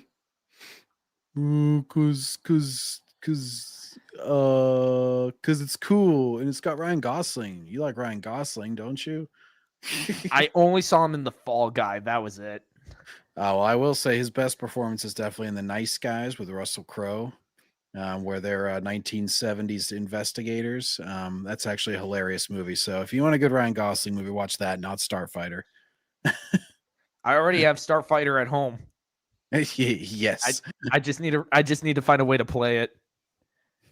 Oh, you normally Always. turn on the console, you pick up a controller. I don't have a functioning PS2. Oh, and I forgot. Do you know what takes place 5 years after Rise of Sky? Actually, no. My bad. I thought it was The Mandalorian, but no. Oh, yeah. That 5 takes years place after after- Return of the Jedi is, Mando Yeah. and stuff. I was gonna say if you told me what takes place 5 years after Return of the Jedi, I'm gonna say Heir to the Empire. Why? Like No, my brain is dude, that so- hardwired. Ahsoka finds the space whales and goes to the other galaxy to get Ezra back, and then she What's an gets stuck there. Ahsoka? And I'm always gonna emphasize ass.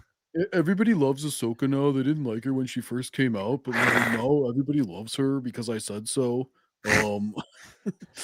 Sequel, right? They're not jumping ahead 300 years. They're not going back into the past 500 years, etc. He's just 5 years after. Even if this was set 300 years, that wouldn't change anything. The Disney trilogy still happens, and so does everything else from Disney Star Wars. Yeah, I also don't get the people that are like, make the new Star Wars, set it 500 years after the other one, so then you can have it's like, at that point, why even call it Star Wars then? It's just like, not even, if you're gonna have no similarities to the other franchise or not play into it at all, then like, what's the point? Like, Just make a new franchise.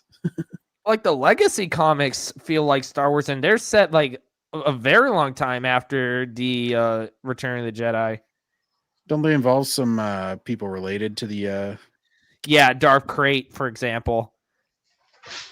yeah, so at least they have like a story tied to them.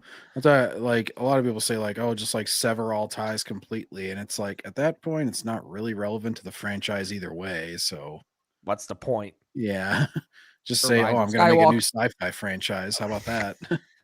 Now, obviously, it seems like there aren't going to be any characters from Rise of Skywalker in this film, but it's hard for me to imagine that they aren't going to. I heard people saying like the concept is going to involve Rey to some capacity.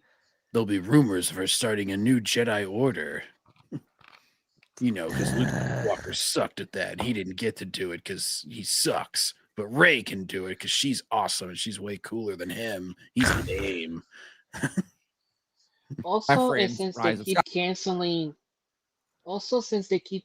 the Rey movie, you can bet your sweet ass we're gonna see her in Starfighter. Yeah. I don't think it's been canceled. I think it's been like delayed hundreds of times because they keep changing. Because it's like writers keep changing. I think they settled on Shabay Shinoy, whatever Shanaz. Oh, Charmino Beige Shinoy. Shnoy Schnaz. What's the I difference? enjoy making men uncomfortable. Like they settled on her, but it's like no writer. Like they keep going through writers. Like oh shit, I had a really dirty joke, but I don't think I can say it on YouTube. But it's They're like going through writers like they're $3 hookers. okay, there we go. And it's like that movie's been delayed to hell and back. So yeah, because I did hear it was like they'll put Rey in the Starfighter film to generate interest in the Rey movie. All that's going to do is make people hate this film even more than they already do. Mm-hmm. Yeah, if they like take it as an opportunity just to like glaze Rey or like establish her as more important in the galaxy now, it's people are just gonna ask why that wasn't Luke. Like, quite frankly, it's just like, why did It you shit should have all been over Luke? Luke's story, Yeah. not Rey's. That's why the EU is canon. Luke's just like fucking Yami Yugi right now on the ground. He's like, it should have been me, not her. Skywalker, and they're clearly still trying to justify that sequel trilogy, which I get Third excited about. ad break. Damn. This video is only 11 minutes long. Nice. So many ads. I can't wait. I'm kind gonna of go get destroy. Raid Shadow Legends and BetterHelp. I am surprised I have not gotten either of those on a stream once. Well, Raid Shadow Legends is kind of a has-been at this point. I just still make the joke because it was so prevalent for so long. Boys Luke's arc, right? And I think we see that even more when we kind of examine Archbishop Ahalo's comments here again. We see how he's no longer the elder. He literally abandons all of that in The Last Jedi. He abandons all of that. He's secluded himself onto this island. He's given up the fight. He's cut himself off. Yeah, we're aware. We watched the from retarded the movie. Force. Yes. Yeah, Return of the Jedi. Great movie. Watch it. You should watch it at least 100 times in your lifetime. Well, no, he's talking about Last Jedi, where he's like, oh yeah, he secluded himself on the island. God. Oh, he's a loser. We all know this. It's like, screw you. That's not Luke Skywalker. That ain't Luke. It's Jake. Jake Puke Walker. He's just completely didn't like given up his character is the character. Yeah, because he had a that you bad do that with, dream. especially after how he did overcome all of these evils, etc. But so it's still connected to that sequel trilogy. It's still connected to that. We also got some more information Hold up. to that. Thomas Newman has been tapped to compose the film. The same guy who did Wall-E! Are you freaking kidding me? See, it'll be just as good as Wall-E. Nothing will ever be as good as Wall-E. Shut up. And he also did Finding Nemo. Ugh. I want to break down and cry right now. Sequel trilogy is still His connected cousin to is the that. one who We also got did some more music of Toy Story. information here says, but what this means is that we are inventing everything in this movie, and the desire to make design You're not choices, character inventing choices, everything. plan- You're part of a franchise. You can't just like make up random stuff and throw it in a Star Wars movie. Well, you could. Choices, Disney would costume probably let you, but it would be Chances stupid. are you're going to act. You're going to either intentionally or you're going to accidentally create something that was already created in the EU. Because of course. Or you'll just make something that completely breaks the universe again, because it seems like that's always their two options. It's just The Force is member so berries. broken in the the Force is it's more broken than freaking Star Killer in the Force Unleashed video games. Ryan Johnson was like, I'll invent something new that's not from the EU. We're gonna hyperspace kamikaze this shit. It's like, oh no, you've ruined space combat forever, Ryan. Don't ever invent anything again. I'm so Well, glad his he's trilogy not got nuked. But it looked pretty, guys. It had that really pretty shot. Doesn't mean it ain't shit. I took this nice picture and put it on the pile of shit. Now it's good. We just keep adding nice things to the pile of shit. Look, guys, you can paint it blue for all I care. It's still garbage. Oh, it's blue. Choices, That's choice- blue. I had to pick the color blue. choices, alien Oh, you could choices. have picked red. all I of would've it said the needs- same thing. Or I Feel would've made the Star same type of Warsy, joke. but I'm freaking determined. Dude, Disney hasn't been able to make something that feels Star Wars in 10 years. I am freaking determined to not let any of it feel derivative or lazily copycat. Sure. Despite the fact that the name of your movie literally rips off a video game from the PlayStation 2. Well, hey, man, maybe they ripped me off just 20 years before me. Oh my! I would love to see someone actually use that as an Not argument. let any of it feel derivative Shut or up. lazily copycat. And I'll say so far. The encouragement I've gotten from Disney and from Kathy Kennedy and Lucasfilm is to forge new ground. It's been the one constant ever since I gave them an outline of this idea that John. Sure. Forge new ground. Forging new ground into what? You've already dug all the way to hell. I don't know if you can go any deeper. We can do it, guys. We can go lower. I know. I believe in us. He did Oh, shoot. share a Starfighter's on quote Xbox. he I could had probably from play via Disney. backwards compatibility if I can find a copy. Hmm. I want you to Nothing do proper Star and- Wars. What? Who? Sorry, I was just reading it. Oh, sorry. And I cooked up, and then he goes and kind of recalls a conversation he had with Kathleen Kennedy talking about how she basically told him, make it original. You pick the writer, you pick the story, just make it feel like a Sean Kathy's Levy like, movie. look, I make don't it know warm-hearted what the hell fun, I'm doing. and So build just for audience maybe you'll make delight. something And good. he says that was the only. Make it feel like a Sean Levy movie. Kathy got me coffee out of habit. And it tasted like it came from her dirty taint. Why Why'd I have to put that image when people this. said, It's hard to get this at my age, you know. why did now that image is in my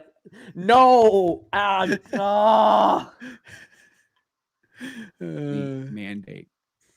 So And Dave that Filoni I came think in the is room and I was like, basically why does the your only hat other smell like that. That was the only mandate. And then off camera he says the other mandate was to screw over Star Wars as much as possible. Yep. She said, and you have to destroy whatever George made because I actually hate him. Making me shooting down my idea of instead of the woman he gets the dog. the big criticisms that George Lucas gave the Force Awakens, basically saying it was just derivative. There wasn't anything new. They just kind of redid the movie. That was one of my criticisms when I first watched it as well. Thought it was just a repeat of the original film. Well, another criticism is they destroyed Han Solo, which I rarely see a lot of people bring up for some reason, which makes me feel sad. Yeah, they just like basically rewound his character, which in turn makes him even worse because he had committed to a woman and everything and like had kids and all this stuff. Where, you know, you can't just rewind him to being a scoundrel, but for the sake of member berries, they ruined his character because they're like, we need to get him back to New Hope, damn it. Film, and obviously that was a heavy criticism that George levied at it, and it seems like maybe they're taking that to heart now. We shall see. When has Disney ever taken anything to heart?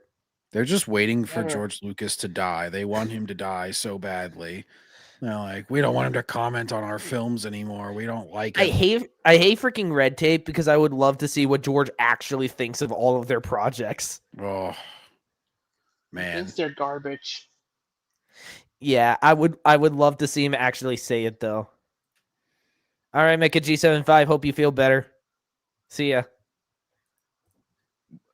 I don't know. I'm still kind of on the fence. I do like what. Oh, he's a fence rider. That is possibly worse. The fence is shoved squarely up my ass, everybody. I do. I'm straddling it. It really hurts, but I like it here. I'm comfortable. I'm worried that if I pull it out, I'll die now. Pick a side. Oh, jeez. It's like Star Wars theory. Both sides are yelling at him to take. Well, to be fair, we're trying to shove him away from us because we don't want him. Sean Levy is saying here about the fact that he it's more like Jedi than any of the other movies. I just kind of went over that. But There is no way we're going to get a woman in a slave bikini in a Starfighter. There's no way. Here's your $1 billion idea, Disney. You like to do origins for inane pieces of crap. So do the origin of the slave Leia bikini. The first person to wear it, it was actually the slave Salma Hayek bikini. And she trained her apprentices, Alexander Daddario and Sydney Sweeney, in the ways of the bikini. The apprenticeship. Oh, wait, if involved a you lot get of Sydney making Sweeney out. in there, okay, then you have something. Well, all three of them are pretty hot, but Salma's a lot Yes, older, they are. so. It's very All right, Christopher simple. Barker. I hope you get better. Dang. I think he's got a stomach ache from all the stupid. But again, it's still Star Wars. It's still Lucasfilm. Kathleen Kennedy. It's not Star Wars. It's a Disney Star Wars, you idiot. It has brand names, so I like it. still in charge. It's- And what exactly is a Sean Levy movie? I'll be honest, I haven't seen a lot of his films. I haven't seen Deadpool and Wolverine. Deadpool and Wolverine is overrated. It's not good. Yeah, it ain't great. It's very. I didn't see the Adam Project. Berries. I think I saw Free Guy. Was that had Ryan Reynolds? Yeah, it's where he's like the video. That's the game video character. game one, right? Yeah. Okay, I saw that one. That one also has references to Marvel and Star Wars. Yeah, I Ooh, know. References. I didn't see Free And Guy. the berries. I haven't seen any of these movies. I haven't even seen this one, Night at the Museum, Secret of the Tomb. I did see the original Night at the Museum. I saw the original Night Museum as well. Mm-hmm. Directors who know visual effects, and we have JJ freaking Abrams here. And the Battle at the Smithsonian. I enjoyed those for what they are. Are they like amazing, groundbreaking movies? I don't think so. I did like Real Steel. I Holy crap, he directed the Pink Panther reboot from 2006. I did not expect that connection. Like, we've got Night at the Museum, Disney, Star Wars, and the freaking Pink Panther. Somebody needs to ask him about that. Be like, how did your work on the Pink Panther reboot influence Star Wars You directed the Starfighter? Cheaper by the Dozen? Ah, there you go. Whoa. Quite thought that was a really good one that he did. works. Oh, hang on. I saw something. movies. I don't think so. I did like Real Steel. Holy crap, he did the Birds of Prey series. Oh, the like early 2000s thing. Yeah. Holy crap. Add DC to that connection list. No, What if no, Starfighter don't give rips him off the ideas. X-Wing novels? I've been everywhere, man. I thought that was a really good one that he did. I enjoyed that one. I thought that was really good. So if it's something like Real Steel, I'll be happy with it. And you'll be, well, technically, by already having this optimism, you're already not looking very good on your status as a Star Wars fan. I'm just going to say that right away. But if you're going to be happy with it, then you can kiss your fan status goodbye. You And can't he's so- gatekeep like that. I- That's toxic. I'm Toxitron, baby. But we'll see. We'll see. A little optimistic, I guess, about why I think that. Yeah, you're huffing the Hopium hard, dude. That was such a nothing video. He basically like read some of the article, gave the most generic thoughts on as he read his filmography, and then was like, "Oh, I think it could be good." Anyways, Yeah, looking back on his videos, they're all kind of like that. I don't know why I was following that guy to begin with. it's like the Chris Stuckman of movie coverage, whereas like Stuckman's reviews are always like that, where he's like, "This movie was directed by this guy." Or And- Yellow Flash. Yeah, Yellow Flash kind of does it too. a little. Yeah, he is. He talks a little bit slow and kind of just like scrolls through the article. And then, My dad hated that. He hates that style. Like, Yeah, it's why he prefers someone like Ryan Kennel. Ryan gets right to the point. yeah, Ryan makes short videos, but he offers his own thoughts on things for one, and like speaks something that's not already just written. He's not just reading off of it. He picks out little excerpts and then gives his honest thoughts.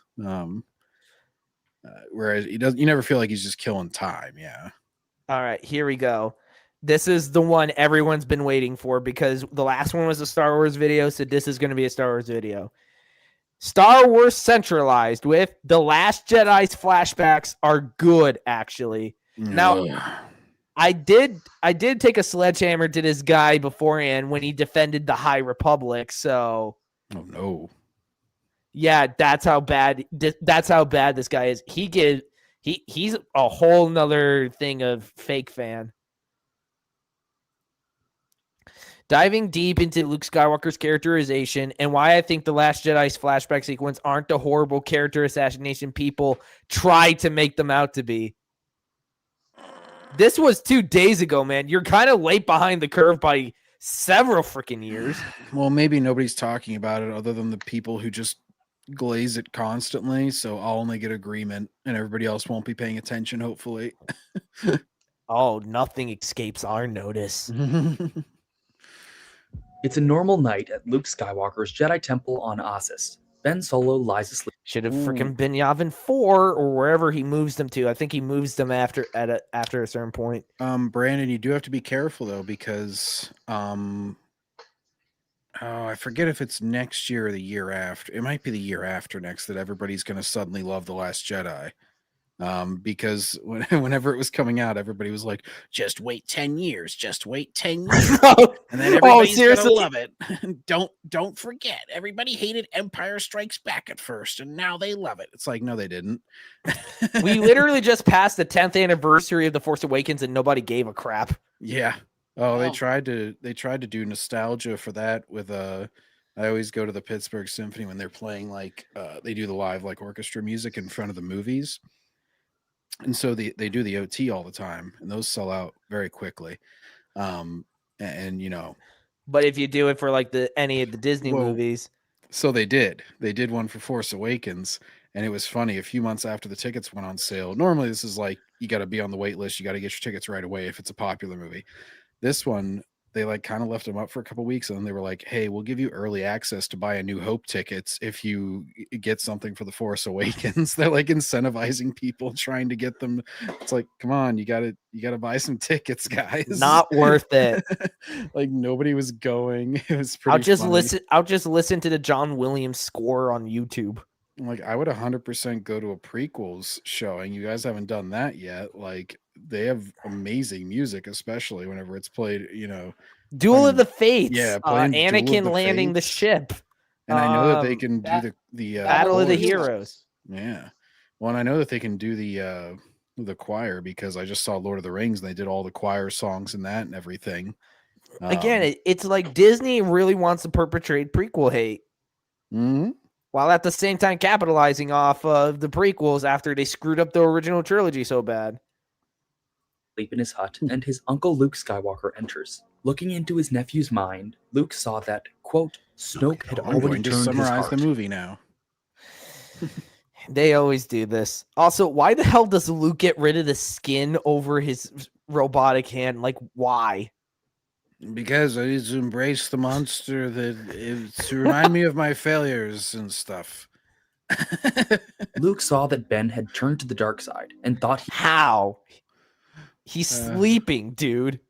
He's not even summarizing it correctly. He saw the potential for him to turn. He hadn't turned already. Dude's trying to be.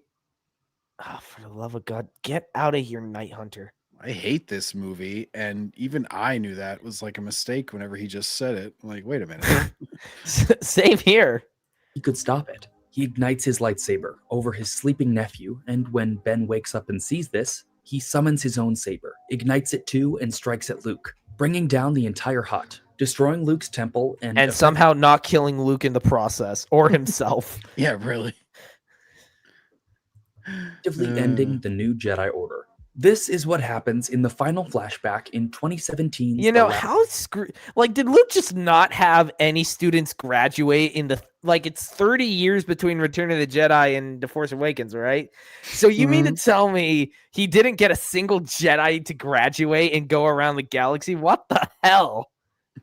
And everybody was just in that exact spot too. It's just like, nobody was like, running some chores or something. I don't know, maybe on a different outpost, maybe had to go home sick that week. It's just like no mercy mission, no nothing. Yeah, apparently this isn't Order 66 where they activated the beacon that called all the Jedi back to Coruscant. Oh, but it is because we need to have there be no Jedi again. Therefore, it's whatever the story needs. Luke didn't have students, period. Pretty much. Jedi. The third of three that show the same event as described in three different ways. And boy, is this plot point controversial. I'd say it's controversial. It's universally despised.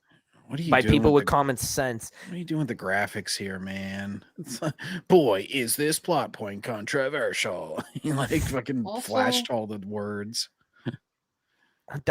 You read that like this one guy that I was watching because I started following a channel that Scran recommended to me where somebody actually likes Batman and Robin and Batman Forever, and he was doing like a reaction to someone punching down on Batman and Robin, and that one guy in that video he was reacting to was like, "Oh, but then this happens for no damn reason." It's like it's funny how nitwits liked. Okay, hang on. It's funny how midwits that like TLJ think they're adults that understand nuance, but are utterly baffled when it comes to stories that have actual nuance. Like my dad, he says this story a lot to me whenever I bring it up. This was the first movie that he genuinely, like the first Star Wars movie, he genuinely did not feel any excitement. Like he walked away just straight up baffled. Like he was in shock at how bad it was. It was the first Star Wars movie that he walked out of. He wasn't excited for a new entry because of what they did to Luke. God. And like my dad, he loves the original trilogy. He likes the prequels. He specifically likes the Revenge of the Sith novelization more than the movie. He loves the expanded universe. He loves the New Jedi Order. He's the reason I even became the Star Wars fan I am today. And he wasn't excited. It was like you crushed his heart. So he's the one that made you hate women. Oh, yeah, right. Considering the fact that he's still married to my mom and dad are still married. Yep. I bet she's a big sequel fan, though. So there. No. Even she acknowledges that those movies are just not good. I still remember, walking out of The Last Jedi, and it was like I took my family because I was just like whatever, let's go watch the new Star Wars because it's the holidays, we're all together, and it was just like I just came out and they were all looking at me like, "What'd you think of it?" Because they knew I was like the biggest fan. I'm just like, I don't want to be depressing around the holidays. Let's just go shopping. It's like the fact that I immediately did not even want to talk about it. They just could tell that I was like despising everything. I was too young at the time to really like comprehend like writing like that. So I didn't really think The Last Jedi sucked back then. But ultimately, like as I've grown older, I've studied writing. I came to realize just how terrible these movies are. Yep. I think you meant to say PT hate. No one hated the OT back when TFA came out. Yeah, because it was like what 10 years after Revenge of the Sith. I always get those. I always misname those two, and it's terrible to do, but it's because like the Revenge of the Sith, ROTS, and then ROTS, and then TROS. They're always abbreviated, and so I always get them mixed up when I'm naming them. It's usually why I call it Rise of Palpatine. I never call it Rise of Skywalker. Yeah. And boy, is this plot point controversial. I'd say it's probably the most controversial thing that happens in the sequel trilogy. Dude, you have not seen the freaking... Dude, you should have seen reactions to the 9th film. Oof. Well, no, that was whenever they really started cooking. Or when Solo had Lando banging a robot. Oof. Ew. Well, that was... Remember, that movie only failed because nobody likes Han Solo. It wasn't The Last Jedi's fault. That was whenever the cope really started. It was like... Because it was like, oh, it made so much money, so all this backlash is purely manufactured by such a small minority. And then Solo fucking bombed like 6 months later, and they're like, oh, well, it's Bob Iger's fault because Kathleen Kennedy wanted to move it to Christmas. I'm like, I don't think that would have made it make money. And then they're like, oh, well, nobody wanted a Solo movie anyway. I'm like, a lot of people like Han Solo. Why would they not want a Solo movie if it was good? If everybody loves Star Wars. He's like the one character that got 2 book trilogies to himself. In the EU, you had so much material to make a movie for him. It's just like every excuse in the book to not blame The Last Jedi for like a large part of that box office failure. Yeah. aside from the return of Palpatine in Episode 9. And because it's so controversial, I'm just going to ask up front, even if you disagree with what I'm going to say. Please hear you out. No, we won't. Well, we'll hear you out and we'll tear you apart at the same time because you're an idiot. No. Come on, this guy defended the High Republic. You seriously think I'm going to give him the opportunity to explain himself? Oh, the High Republic, the last thing to finally yank me out of the Disney Matrix completely. Because even after I gave up on the movies, I was kind of like, I need shit to listen to while I work. I'll listen to these Star Wars books. And then, like, the High Republic books I started on, and it was like, oh, this is like these have been kind of filler for a while. But these ones are just outright insufferable to even listen to once you start doing the Zer pronoun crap. I'm just like, well, if you're in need of anything, I've got playlists of actual audio dramas from like the expanded universe to check out. there you go. Public on my channel, so Hear what I'm trying to do. Please hear me out. you're trying to run damage control from Disney like several years too late, idiot. Like, dude, you're He's so probably late to the going to- damn party. You're so late to the party that we only came here to greet you because we're here to kick your ass. He's probably going to use the Kylo Ren comic that explains how he became Kylo Ren. Yeah, damage control. I'd love to hear your opinion after you've watched the whole video. People Right, and then he's gonna start, blocking comments that are go against what he says. hate what Luke did here, igniting his saber over his sleeping nephew. They claim that he would never do that. But I think what Luke did is completely understandable within the What? And the what? Completely Yes. understandable. Why? Yeah, Like- Luke saw a vision, so now he's got to kill his nephew. It makes Like- complete sense. Like, imagine explaining that to Han and Leia. Oh, I had to kill him because I sensed the darkness in him. Didn't you redeem your father? One of the most evil men in the galaxy. Yeah, but this was a vision. Still, he did bad things in he wore black in Return of the Jedi. That hinted at him being completely evil and killing his nephew, don't you know? Oh, screw off with that. established story, and more importantly, within Luke's previous original trilogy and even expanded universe characterization. Screw you! Don't you dare bring Grandmaster Jedi Luke Skywalker into this. Don't. Keep You his dare name invoke out the your name of the fucking EU. mouth. But proving that requires a few different points.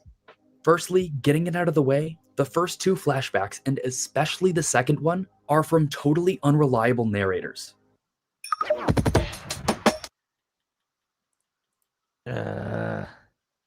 Come on, I want to get back to the stupid already. Honestly, these flashbacks wouldn't even be a thing if Ryan didn't think about them during the reshoots, because they weren't actually in the original script. Of course. And Star Wars doesn't really have flashbacks. The only time I think they did was like Revenge of the Sith. Hmm. Yeah, I think it was Revenge of the Sith that had the flashbacks. Well, they Like, were more maybe- like Anakin's visions of what might happen to Padme, not exactly flashbacks. No, it was like the Tusken Raider cries when Palpatine reminds him of his mother. Robert, where we hear the voices of the Tusken Raiders. Yeah. Star Wars doesn't really have flashbacks. Let's take a look at how this happens. In the original flashback, we see an establishing shot of the temple and a shot of Luke, no lightsaber, with Ben's hand extending into frame, pulling the hut down. That kind of looks like AI. I think I've stared at AI for far too long. I'm having trouble discerning reality from what's just crap. It's followed by the extended sequence of Luke emerging from the ruins and approaching R2-D2 and the burning husk of his temple. This is Luke's whitewashing of events, as he's telling Rey about it for the So you first... mean to tell me R2-D2 didn't do anything, or that Ben didn't destroy R2? Nah, he just left. He's like, well, he's probably dead. Anyways, I have a lot of Time evil stuff to clearly do, so I'll see you later. informed by his shame. Next up is Ben's version of the story. This one begins on Ben's face and clearly frames Luke's actions as wrong, making Ben a victim of Luke who's jealous of his power. The saber is out here and Luke's face is Hashtag fake victim. dark and his eyes are sullen. Luke looks evil in Ben's eyes, and he clearly begins to strike himself, swinging at Ben, who raises his saber in self-defense and pulls the roof down in the same way. Jeez. I must clarify that these two flashbacks, while admittedly breaking the standard visual storytelling language of Star Wars, are not what actually happened. I can't tell you how many times I've seen folks using the image of Luke from the second flashback, this one, looking decrepit and evil, as a representation of how the film actually depicts Luke to be. No. I mean, that's pretty much what they do. Mm-hmm. They do depict him this way because that's how he is depicted. He's depicted as a completely former shell of his former self. I mean, if you want one of the best representations of what they've done to Luke, just how far he's fallen, this is the image you use. Yeah, we This can is even how- use this image for the current state of Star Wars. Hell, I think I used the same image. I think I used a version of this image in my thumbnail.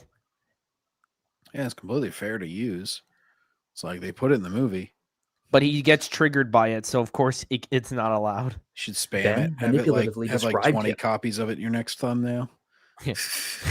Also, what the hell with this font, man? I can hardly see it. No, he has to put no in front of pictures because that makes his point clearer. It's not even that clear. It's like they're kind of faded out, man. Dude. Shown from the visual point of view of an unreliable narrator. Now that that's out of the way, the third flashback is what really happened on that fateful night, as I described in the beginning of the video. But still, many with the knowledge that the second flashback is unreliable claim that the true events are still Luke acting out of character. So, It is. So, to address this, let's look at what Luke's characterization actually is in the original trilogy. Oh, Oh, no, justification. He's going to so misrepresented. Oh, no.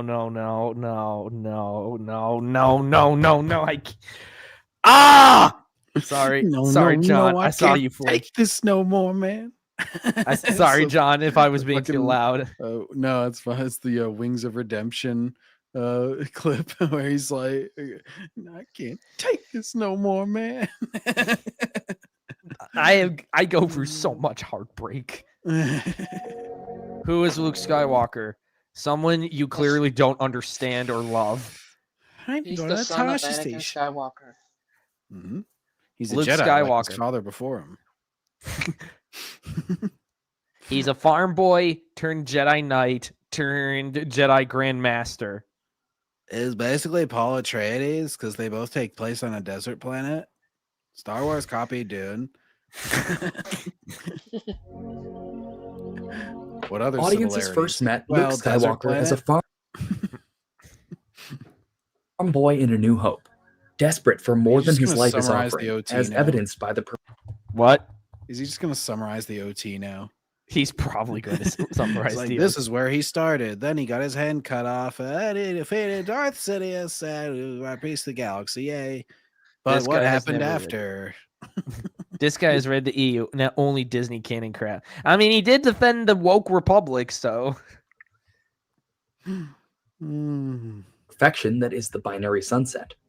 But unable to take this step himself, Luke is plunged into adventure via the droids and the execution. unable, dude. He's perfectly able to do it. It's just that he stays because of Uncle Owen. Yeah, he wanted to. He was like begging Uncle Owen to go and like trying to prompt him into like, oh, can I at least go see this old Ben Kenobi? Because they might be looking for him.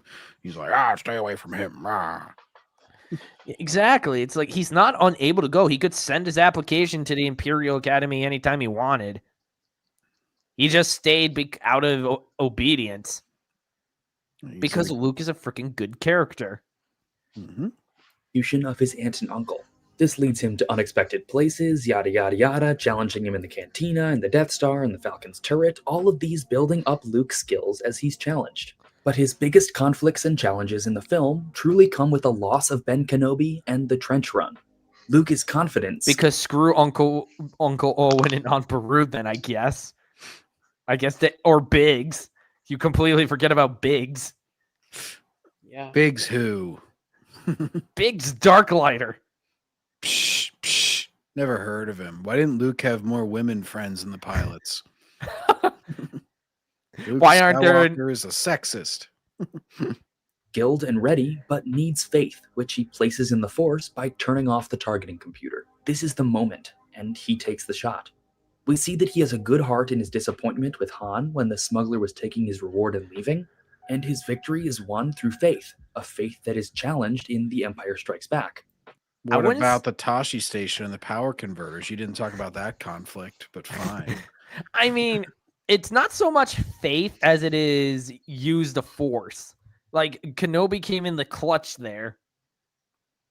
Luke didn't just, close his eyes and put faith in the Force. He was told, hey, use the Force, something I've been teaching you about a little bit, in the Falcon. Well, this is actually a deleted scene, but they didn't show. That was actually like the 36th time that Kenobi had pestered him to do that. He'd just been flying the whole time. He's like, Luke, use the Force. Luke. Lukey. He's just like, what? That's almost reminding me of the Studio C skit they did a long while back where Obi-Wan's just annoying the living crap out of Luke. He's just like, Luke, you should totally let Leia kiss you here if you're injured. Why you keep laughing about this, Kenobi? Oh, you'll see. He's just trolling him the whole time as a ghost. In Episode 5, Luke faces trials signified by him being placed upside down, his worldview inverted. He is not immortal and immediately No, it's not his faces the worldview. danger It's like of his the Wampa. actual view. Again, these people... Is he trying to find symbolism in the fucking thing hanging him upside down? Like, really? What about Porkins? Yeah, these people always try to sound smarter than they are. Like, oh, it was like they thought it all out like this. It's like, oh, him hanging upside down is... No, it's... So, I mean, Porkins, very tragic death. However, we did save several hundred rebellion soldiers who would have otherwise starved to death if he had lived. So... he got his fair share. His sacrifice was for the greater good of the rebellion and the galaxy. All the other pilots were like, "Hey, Perkins, why don't you go in first? It's totally safe. I don't see any turrets." It's like, okay, guys, if you say so. Wait, I got one on my tail. I can't shake it. Ah! Oh, darn, we're so close. Oh, just hold out a little bit longer. Peel off. At Foot Locker. Oh, thank God. Oh, yeah, this is weird. Like, the way they end this. AI Footlocker. They're like, we got Porkins, sir. Vader's like, you killed who? No, you fool. He was my secret Imperial agent besides Lumia. I was trying to He was starve there them to out. starve out. He's there to starve out the rebels, you idiots. Which faith in the Force helps him escape, bringing Not us faith in the Force, you idiots. It's just put big letters. Faith. up to speed with the end of A New Hope. Then, on Dagobah, Luke's faith is once again tested by his idea It's not so of much Yoda. faith. He's learned to use the Force a little bit at that point. And it's never called have faith in the Force. It's trust in the Force. It's always trust. It's not faith. Because, you know, the Force isn't a religion. Yeah. The Jedi are not a religion. What the hell? This idiot's already getting so much damn wrong. I mean, hardly a surprise considering who this idiot is, but Dan, you really, really either need to rewatch these damn movies or you need to just stop entirely. Because, God. I mean, don't stop. You're providing me with great content to entertain people with. The young man is humbled by Yoda's teachings that war does not make one great, and that his eagerness needs to be tempered and supplemented with even more faith if he wants to truly raise the... No, it's Luke needs to learn to temper his eagerness to, you know, go out and, you know, beat up the bad guys. He needs to, like, you know, become more calm, you know, more centered, know what, you know, temper his emotions so that they don't interfere. Yeah, not be so impulsive. Exactly. X-Wing. But during this training, Luke receives a vision of Vader with his face. No. That's the dark side cave. That's not when he's lifting the damn X-Wing. No. He got it backwards. It's the Those are two completely separate scenes. They just happen to be on the same planet. helmet, demonstrating what he could become if he killed Vader like he did in the vision, and subtly foreshadowing his true parentage. But he also or maybe because it's because Luke was attacking Vader aggressively. I don't know. It's been a while. Damn it. I'm making myself look bad. also has a vision, while upside down, of Han and Leia in a city in the clouds. I saw a city in the clouds. They were in pain. It is the future, you see. I love how he highlights a city in the clouds, but not the pain part. That's funny. As Yoda explains that the Force can unlock visions of other things, including the future. Luke is deeply worried by this and leaves Yoda before his training is complete, despite the old master's warning. Kiss Leia again. You should not. Saw more in the future. I did. Just like, Not a pretty sight, it is. Scraped my eyes out with swamp muck. I had to. It's like Yoda just like casually mentions something about like, oh, and tell your sister I said hi. He's just like, wait, what sister? And then Ben's like, I haven't told him that part yet. He's just like, what the fuck, Ben? I mean, Ben, the fuck you. Why would you not? Why not tell him? Would you? I love Yoda. Luke then heroically arrives on Bespin and goes to face Vader in the abyss of the carbon freezing chamber. He is brave, confident, and ready, raising his saber to fight the Dark Lord. He is not ready. What the fudge? He was nowhere near ready to take on Vader. Vader's just messing with him throughout the whole fight. Because his whole thing was to trap Luke and send him to the Emperor. Mm-hmm. Good Lord. He's fighting one-handed for most of the fight. Oh yeah, gotta flex those skills. Still got it. Yeah, it is only until when he's out of the chamber that it's like, okay, fuck this. I'm not playing games with you anymore. Whoosh, hands cut off. Yeah, it's very quick and they don't like linger on it. But yeah, as soon as he takes a little nick, he's just like, oh, and then you can see him noticeably like get more serious and immediately push Luke back and cut off his hand. Like it's basically no nonsense time. How many of you are willing to bet that Dan has not actually seen this movie? The Empire Strikes Back. And that he's just screw him. I have to read Children of the Jedi and then defend it. So I'm gonna say he's probably seen it, but maybe not watched it in like at least 10 years. Sheesh. I haven't watched it in a while and I know more about it than he does. And doing so rather well. But as Luke is beaten back rather well, again, Vader's toying with him throughout the whole damn fight. More and more, he reaches the end of his abilities and the walkway. This is when his fears are realized and his identity is challenged. Vader didn't kill his father. Identity is Vader challenged. is his father, but it's not because of the whole, I am your father reveal. Yeah.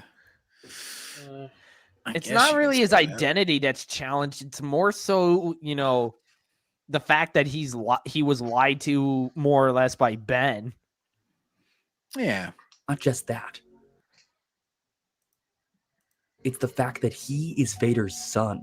This shakes Luke to his core as he leaves with a wound, humbled but ready for what's next. And then in Return of the Jedi... That doesn't really mean he's shaken, really. If he's shaken, he would be completely traumatized and not want to face Vader again. But no, he's ready and willing to go at it again. Luke arrives on the scene more confident than we've ever seen him, but with a... You mean more powerful? My powers have doubled since last we met, Jabba. Wait. When did we last meet? Luke went to some random fucking, I keep wanting to say speeder bike, the pod racing. He went to some random pod racing race and happened to see Jabba. He like considers that him meeting him. And Jabba's like, I don't even know who you are. Casual Chris, welcome to the stream.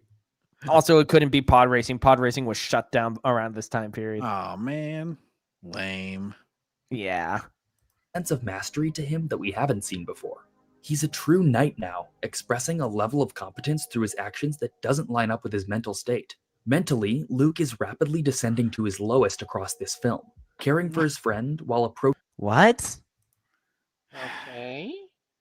Luke's not descending, period. They take this whole he wore black in the fucking movie way too seriously. They're like, he has a robot hand and he wore black. That's like literally usually where the analysis ends. Oh, and he does the force choke on the one guard. 2 guards. Oh yeah. Gamorreans. Yeah. So they're like, see, he was turning yep, and choking the pig. Anyways, he's choking Kathleen Kennedy. Oh no. You the get the dark Trump side in the clip. Quiet piggy. Collision with destiny, shaken by his relation to Vader and intent on rescuing. He's not shaken. What are you talking about? Luke embraces being Vader's Anakin's son and tries to bring him back as a result. Even when he's getting like taken prisoner and like has to give up his lightsaber and everything, he keeps like complete faith that Vader is going to turn good. He keeps saying like basically that there's good in you, I can feel it. He's saying all these things and he like is totally calm through the whole thing. He loses his cool like briefly during the fight. That's about it. Am I a shill if I like Rogue One? No, you're a fake Star Wars fan. Han, Luke has begun dipping into the dark side, using the Force for his own personal gain. Own personal gain? When? What? How? Well, it is his personal gain to not die, and he uses it a lot for that. What? He uses the dark side briefly when fighting his father in the second Death Star. I don't ever see him using it every time. He doesn't understand the films. No, he clearly doesn't. Then again, I have yet to find a Disney shill that does. Yes, the dark side, known for all of its mercy and constantly believing in someone to turn to your side rather than want to fight them even. Like, he didn't even want to fight his dad. He was forced into doing it. Challenged by the Emperor and goaded on by Vader's threats against Leia, Luke strikes against his father, revealing a mechanical arm like his own and a cowering man. In this moment, realizing the error of his ways, Luke turns off his lightsaber and the error of his ways. No, Luke is realizing that if he, continues down that path, he'll become like Vader. Mm-hmm. And he rejects it and says that he's a Jedi, like his father before him. He's embraced being Anakin Skywalker's father. I mean, son. Damn it, why did I have to say it like that? Well, and even then, he keeps faith in, it's sort of a pep talk to Anakin. I always feel like, because he's saying it right in front of him, like that he still considers him a Jedi, and he still thinks of him as a Jedi. And so it's like the final push to Vader probably hearing that to turn back. Well, that and seeing him in pain, but like, he's getting like, oh, like me, you still think of me like that? Like you still have faith, even though we fought, even though I was trying to take advantage and like, go after your sister and all that. They actually explore like Vader's mentality in the EU. There was a book, The Rise and Fall of Darth Vader. It's like a biography of Vader. It's like told through his perspective, like as Anakin and him going all the way to him dying and becoming a Force ghost. Like, we even get a brief interaction between him and Kenobi in the netherworld of the Force where he learns to become a Force ghost. Like, it's a really good book. It's like one of my favorites. Oh, cool. Because I read it at the library and I still need to actually get a copy for myself. Yeah, well, there's also a section in the Force Awakens book where, what's his face? The dude who was the puppet, Snoke talks about being there in the throne room too, which that was clearly is that thrown legit? out. Yeah, because I remember like whenever the book came out, people were taking the excerpts and they're like, these are the main differences between the novelization and the movie and everything. And it like Snoke gives this monologue to Kylo about like it was Vader's weakness that lost them at the end. I was there and I saw it. It's just like, oh, are they like? I know that they weren't hinting because they had no fucking plan, especially JJ's. So They were just like saying that Snoke was like hiding somewhere in a corner, like tee. Ooh, look at that. His father to the Emperor's chagrin. Palpatine tries to kill Luke, but is disposed of by Vader, a light within him rekindled by the love of his son. Luke has a final discussion with his father, who clarifies that Luke already saved him in his final moments. It's not really a discussion, really. A discussion is, I feel like, would be a lot longer. Vader just dies like a minute after having his helmet taken off. Or passing away. Luke then returns to his friends to celebrate the victory, looked on upon in joy by his teachers and his father. I'll give you half a point for, at the very least, using the official Hayden Christensen in the shot rather than just doing the original trilogy, because I guarantee you someone would have done that. Yep. Hayden Christensen is Anakin Skywalker, not Sebastian Shaw. Oh, poor Sebastian. He's aged incredibly well. Dad, This you is Luke still look, Skywalker's you look my age. So, yeah, it's crazy, right? Moisturizer. Okay, how it applies to the last jerk off. entire journey across the original trilogy. But what does it tell us about him? Luke is kind, relentlessly so, but also begins his journey impatient and energetic. Humbled by challenges, he becomes more and more skilled, yet faces more demons, but never stops seeing the light. He's not haunted. Where is that coming from? What is Luke haunted by? A What, does spooky he feel ghost. haunted by the ghost of his aunt and uncles? He Well, doesn't. Maybe he the- is actually haunted technically because there's Force ghosts hanging out around him. Obi-Wan's like, ooh, Luke. It's like, I know it's you, Obi-Wan. Nobody else can hear you. Wow, shut up. It's like, what is he haunted by? He's not haunted by being Vader's son. He embraces it. It's literally why he tries to turn him back. Yep. And he oh, go ahead. Sorry, if anything, the person that could be haunted by spirits is Leia, because finding out that the one person that tortured you throughout this galactic war is now your father, that's gonna be emotionally painful for her. It So is actually, because this guy got it backwards.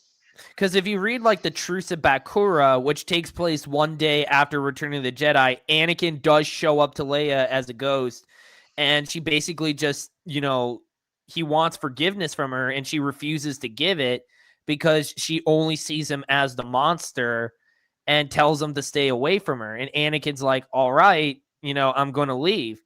And her arc, throughout like the next 5 years is her eventually learning in Tattooing Ghost. Like in Tattooing Ghost, she finds Shmi Skywalker's journal, which detailed Anakin's life as a slave. And Leia finally kind of understands more about Vader, Anakin, and what led him down that path, which ultimately led to her finally overcoming, being related to Vader and embracing the Skywalker, heritage, and eventually naming her second son after her father.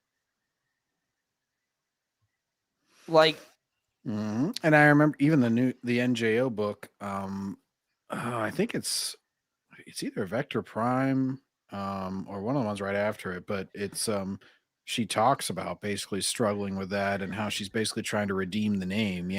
Whenever she named her kid Anakin, because the one character asks her about it, and he's basically like, how could you do that after knowing all that he's done? And she's kind of like, well, it's partially kind of to redeem it, and like I've learned to forgive him basically over the years, and all this stuff. So something that they deal with a lot. It's never just a quick resolution in those. In others and valuing them. The most evil man in the galaxy, Luke saw there was still good in him. Darth and Sidious is the chose most evil love man in over- the galaxy. Let's be honest. Darth Sidious is the most evil man in the galaxy. Yeah, Vader's like the second most evil. This is something that I find annoying on Twitter. People always saying, people will usually pull a poll on which is the most evil Sith Lord, And 9 out of 10, they always pick Darth Vader. With Darth Sidious usually being number 2 or even number 3. No, Darth Vader is a tragic villain. Sure, he's evil, but he didn't do it by choice. Palpatine is evil incarnate. Also, no, Rogue One is not good fan fiction. It's crap. The only thing I give Rogue One credit for is at least it remembered the existence of Y-wings, and it was and it was before The Last Jedi, so I still don't know what their excuse was for those retarded bombers. This is Luke Skywalker's character, and it leads to what I often see claimed about what he's revealed to have done in The Last Jedi. And It leads to Bupkis. You want to know what it actually is supposed to lead to? Luke becoming one of the greatest Jedi to have ever lived. To become a Jedi Grand Master who recreated the Jedi Order, who got married, had a son, and was able And to Ben- basically achieve the potential that Anakin could have had. And he was still haunted during then. Ben was watching whenever he first got with Mara Jade. He like had little ghost popcorn. He's just like, yes, Luke, you have to do it in the butt. He's like, Ben, please, a little bit of privacy. No, I think by that point Ben had vanished because it was like an heir to the Empire. He was having like harder time connecting to Luke. It was like only through Luke's dreams. And even that was starting to be closed off to him. So it was like, I think by the point he gets married, Obi-Wan had left because Luke didn't really need the help of the old Jedi anymore. Oh man, I thought we were supposed to be immortal. Frick. Death is eternal. It comes Interact with his last prominent appearance. He needs to find the Millennium Puzzle. And then he can in Return summon of the the Jedi. spirit. And part of that is intentional on Rian Johnson's part. The way Luke... Hang on, let me rewind a few seconds. What the fudge did you just say? This is Luke Skywalker's character, and it leads to what I often see claimed about what he's revealed to have done in The Last Jedi, and how it interacts with his last prominent appearance in Return of the Jedi. And part of that is intentional on Rian Johnson's part. No, what Rian Johnson's intention was to piss off as much people as possible. He wanted to subvert your expectations. And again, this is another one of the false dichotomies where every time you point out problems with this Luke, they're like, oh, so you just wanted Luke to come in and beat whole armies by himself. It's like, yeah, because that's the only two options. It's like, even the little bit of NJO, relatively speaking, you know, I'm like fifth book in, it's like they already exaggerate how much Luke does. They're like, he moves black holes. I'm like, no, he slightly nudged a black hole that was already moving a certain way in order to trick the things that were controlling it, essentially like a gravity well more than a black hole.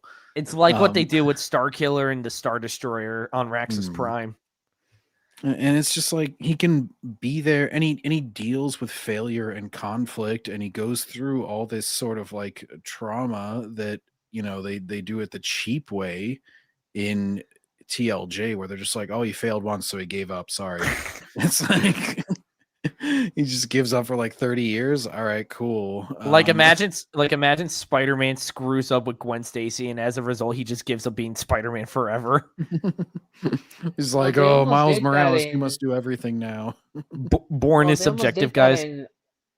Well, they almost did that in Amazing Spider-Man 2. Yeah, but they brought him back. Yeah. Boring is subjective. No, Rogue One is objectively boring. You are not making a good case for yourself right now, fake fan. Yeah, because like, where does even the conversation go if you just are like, well, it's subjective? It's just like, oh, okay. I guess we have nothing left to talk about. And also, like, Rogue One, if anybody rewatches any part of that film, they're skipping to the third act. Like, nobody cares about really the characters in it. And even then, if you skip to the third act, you're just probably going to skip to the Vader scene. Well, just like I would say like the space battle in general, you could maybe like just from a pure, but that's like a fan film kind of thing where it's just like a good action sequence, and it's just like, okay, but I don't care about anybody in it. So it's like it's all flash, it's no substance. And yeah, the Vader thing is clearly just standing on the shoulders of what the OT and shit established. So it's just like, yeah. So it's like it doesn't build anything on its own. In this shot, Dang it, I'm screwing up. Sorry. of 8 absolutely reflects that of this shot in 6. And it's What? not Screw you. Just because Luke Skywalker something. has his mouth slightly open. And he's looking a specific way. Yeah, he's looking down. Wow, the similarities are But the endless. Those two. meaning too. Both are Luke looking at his hand, standing over someone, horrified of what he can do and what he's just done to that. Luke would never activate his lightsaber in the damn first place. He would never consider that an option. If he sensed darkness in Kylo, he's not going to draw his damn lightsaber. Luke would have either let Ben sleep, or he would have woken him up and, tried to talk to him about it. Maybe lead him on some sort of exercise to help cleanse the darkness. Be a freaking Jedi. Violence is never the first option. He hands Ben a dirty magazine. He's like, Ben, get that darkness out of you. I'm leaving. I had my wife Mara Jade participate in this. Oh no. I wasn't even thinking of something personal. It was just gonna be like, Twi'lek's gone wild or something. Actually, that would have been preferable. Person. But for most people, the similarities end there. In 6, Luke is There's no similarities, period, you idiot. standing over a genocidal man who has been this way for over 2 decades now, who just credibly threatened his sister. Whereas in 8, Luke is standing over his 23-year-old apprentice, yes, he's 23 despite being described as a boy, who hasn't even done anything wrong yet. It's not a moment of combat, Luke isn't pressured by anyone else, and it's him looking into that person rather than that person telling him something. And when you frame it like this, yeah, it doesn't seem like something that the same Luke from episode 6 would do at all. But I don't agree with this. Because luckily, I don't agree with that framing of the situation. Yeah, because you're a retard who likes this damn movie. You're a fake Star Wars fan, of course. You don't have any cognitive thinking skills, damn it. Oh, I don't subscribe to this way of thinking because I didn't watch these movies until last week. Looking at it from a different point of view, you see. Luke has always made rash decisions, like what he does in episode 6, right? Oh my God, he did that because his sister, who he just found out about, was in danger. Vader threatened to turn her to the dark side. Yeah, Luke. Explain to me why Rogue One is bad besides boring. Tell me why Jyn Erso's story is not good. Oh, I could go into hundreds of reasons why, but I don't have time right now. I want to wrap this damn thing up. We've got at least one more video after this, and then I'm going to let everyone go. What, Khalid? That's my 2-word answer. Is the last video going to be longer? Maybe. Depends on how we're doing. Because I don't want you guys to be here for forever. Or this shot.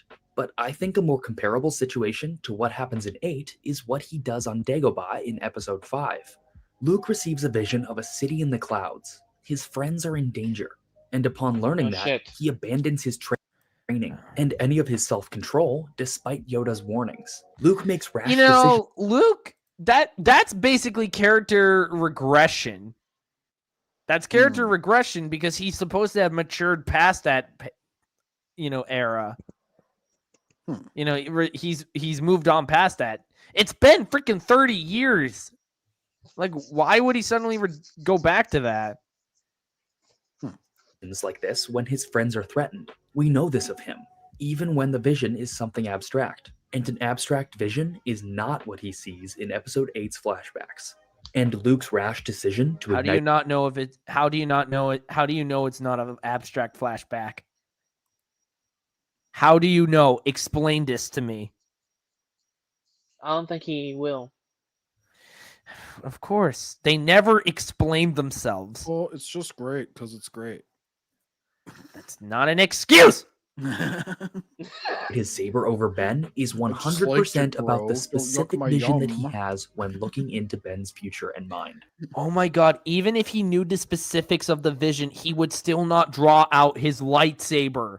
He didn't even want to fight Vader. John made this clear. Yeah, he spends the whole freaking latter half of that movie basically kind of annoying Vader because Vader keeps saying like, too late for me. And he's just like constantly, nah, Dad, I you got it. I have faith in you. Even to that last moment, and like even this, it's like what. Even if he had a moment where he failed, fine, I'll grant you everything. He somehow survives everything works out so convolutedly and stupidly in that moment. Luke has like a black beard in that flashback. He's had like probably 10 plus years or whatever to deal with this. And like he would immediately just pursue Ben. He wouldn't just mope around forever. He looks like he was ready to kill his nephew in the flesh. Yeah, he drew his damn lightsaber. He wouldn't do that. That's the problem, you idiot. Now for the big question. What did he see? A terrible And movie. here is the big answer. It doesn't freaking matter what he saw. It doesn't Luke- matter what you saw, as The Rock would say. Luke would never, ever pull his lightsaber on Ben like that. Mm-mm. When Casual Chris, thank you. When Vader threatens Leia, it holds weight, but the Luke vision holds no weight because Ben is literally sleeping in an innocent man while growing up with Luke. Thank you. This entire video is freaking bupkis because he doesn't even understand Luke Skywalker.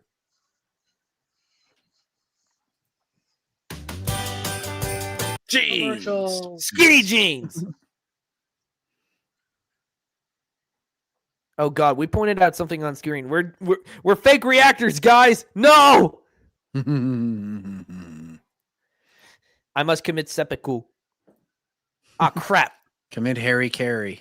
No, I don't want. I don't want. I jumped all the way to Darth Watts. I didn't want to do that.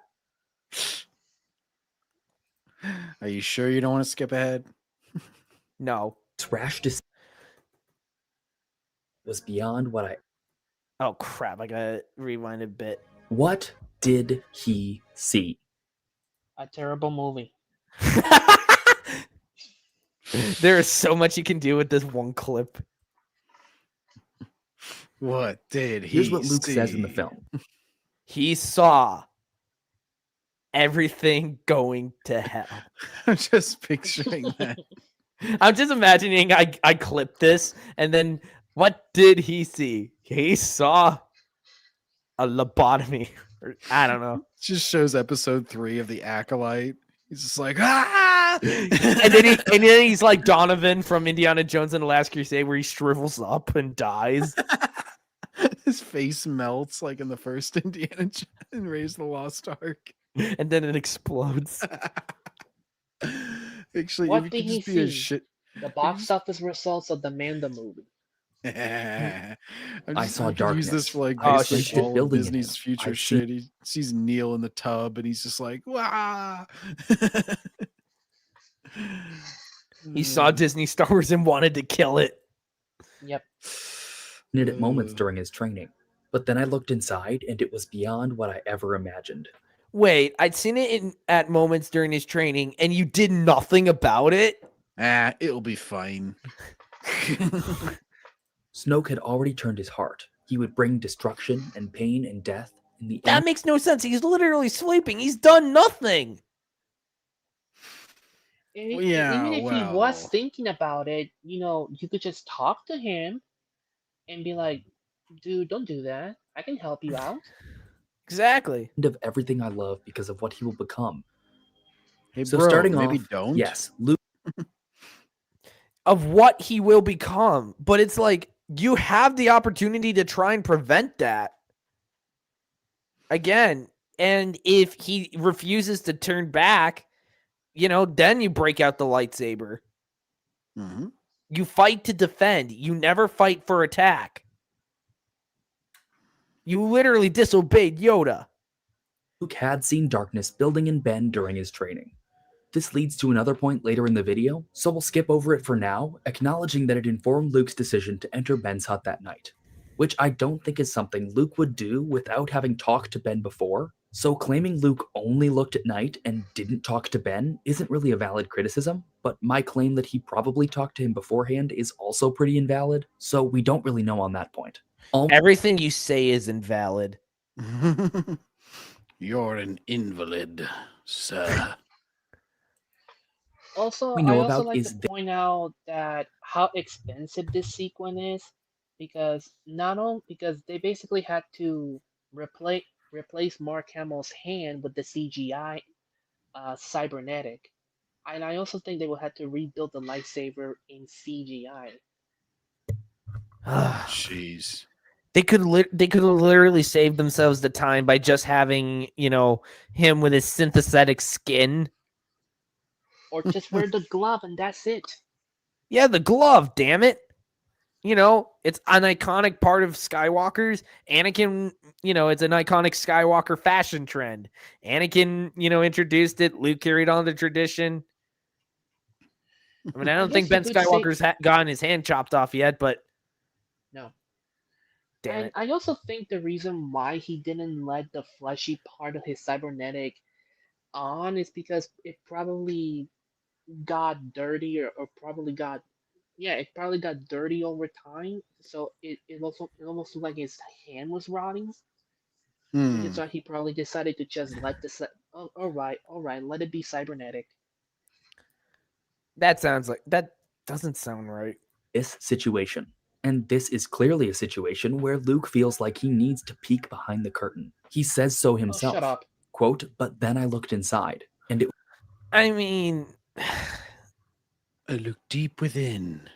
I feel like Luke probably would, if he sensed darkness in Ben, or saw darkness, then he would do something about it, but he would never, invade his privacy or anything.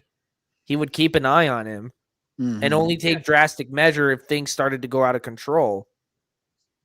Yeah, this honestly just feels like, okay, this is part one of seeing your child or nephew feeling angry, but then he kind of, and I think there's a go to stages, and he kind of, and look in this scene kind of looks like he skipped to stage 7 or something and started to attack him. Exactly. was worse than he could imagine. Luke establishes here that Snoke's manipulation had turned Ben's heart. And then, most importantly, Luke says that Ben will... how the fudge did Snoke manipulate Kylo? Who knows? He didn't. Wait, guys, don't you remember? It was Palpatine all along. It was Palpatine. Oh no. Oh yeah, it was Palpatine. It was Palpatine playing crank calls in Kylo's mind for like several years. I've been every voice inside your head. Yeah, he was in the little Vader helmet that Kylo was talking to. He's like, I feel the call of the light, and he just hears like, yeah, you should totally do that. It's totally dope to kill your family. It's like the ghosts in that Simpsons Treehouse of Horror. It's just like, hey, Homo, we need you to kill your family. Yeah. You don't look happy. Oh, I'm happy, very happy. La da la da. I'll kill your family and I'll give you a beer. Oh God, it's one of the best. I still have to see that one in full. That's odd. The blood usually gets off at the second floor. Bring destruction and pain and death and the end of everything I love because of what he will become. If we're interpreting this as I believe the film intends us to, that seems like a vision of the future. To look even... Oh, screw you! Do not ever do that with the EU. Ever. Screw you. What was the name of the novel he used? Vision of the Future, the second novel of the Hand of Thrawn trilogy. That seems like a vision of the... He flashes it on... I could tell immediately because I know the title of the damn book. I've read the Hand of Thrawn duology. The future. To look even further, the film's novelization says, Luke... Yep, he's immediately jumping to the novelization. Already, he's basically lost because he has to jump to something else. Eyes remain shut. but he That can see explains fire that and none of ruin those movie scenes were actually in the movie. and the sightless eyes of the dead, and he can hear screams and the howl of lightsabers and the roar of explosions. Darkness expanding from this slim, dark-haired boy to shroud everything and the cacophony of terror that will accompany it. Luke has a vision of Ben's future, the future. So extrapolating from that and what I can Luke is see the described as hearing and future. seeing, Always in always in motion, the future is. Well, that is my weakest Yoda impression. Always in motion, the future is. There you go. Impossible to see. The future is. this is important, Luke sees the deaths of Han, Leia, all of his students, kids he's trained from a young age. And if we want to go further, I think this is logical as well. It's not a stretch to say that Luke saw the destruction of Hosnian Prime in his vision too. The crumbling of the New Republic, the deaths of billions. Oh, screw it. Nobody even Shut cares up. about that in the same movie. They're just like, oh, the Republic's gone, by the way. Like 7 planets all just died. Anyways, let's joke. Because of his nephew. And then looking back to Empire Strikes Back and knowing Luke's characterization in the original trilogy and how he changed across it, I think Luke igniting his saber in an instantly regretted moment of pure instinct after seeing the deaths of Han, Leia, his students, the New Republic, and more is completely rational. It is not. Nope. No. Luke has had 30 years. 30 years have passed between Return of the Jedi and The Force Awakens. Luke should have become more than that. The story doesn't just pause, and then when we get to the next entry, everything resumes. Luke isn't stuck one way. This is exactly what Andor would do too. Season 2 specifically, where they pause everything, or like they keep jumping in at like the critical moment that like changes everything. It's just like you're putting your freaking characters on pause every time. It's just like you're jumping ahead a year. Nothing happens apparently. And then yeah, the little Luke thing. So he says like, "Oh, it's a moment of weakness." Well, guess what? He doesn't sleep standing over Ben's bed. So it wasn't a moment. He had to have gotten the vision in his own bed in a separate building, most likely, walked all the way over to Ben, fucking stood over his bed, ignited his lightsaber. Like I understand like if he woke up with a night terror and like lit up his lightsaber in like a moment of panic or something as he was waking up and like maybe a little confused. But like this is premeditated shit. A vision from someone that isn't capable of killing everyone. Why? Because the guy is sleeping. He would do that, and I think Luke would briefly and regrettably ignite his lightsaber at the thought of his friends, family, and life's work being killed. No, he wouldn't. Again, 30 years pass. Luke would have been a lot more, experienced, matured. He wouldn't draw his lightsaber immediately. This is just wow. Why is he standing over the bed? That's not a moment. He has to get there. Like, it's not like, hell, did he not think about it when he was on his way up to Ben's hut? It's like, had a bad dream. Better walk over here with my lightsaber. It's like, don't quite understand claiming that he wouldn't. A vision like that has come to him before, and it came true 2 times if you want to count that. His friends being in danger, that doesn't involve betraying anybody. He was trying to save them from somebody who he already thought was evil. And it wasn't again, like a change in heart. And again, he matured past that with Return of the Jedi. He should have moved past that during the 30 years. That 30 years is what's screwing your entire argument over, Dan. Oh yeah, we gotta hurry. John. Yeah, you don't think he's ever had a future vision before? Like he's never gotten a vision until now it's been bad, essentially. Like that's basically what you would have to conclude to have him be this freaked out by a bad vision. Exactly.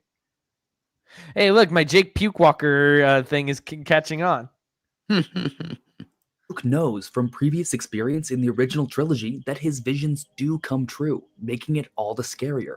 But while it's understandable, there's no... Oh my God. You want to know who was someone who literally was Anakin had visions of the future that would come true, and he tried to prevent Padme, and look where that ended up with him. Hey, and also that's a completely different situation. The example he's trying to bring up with Luke. Luke was seeing something that was presently happening. He said, "My friends are in danger."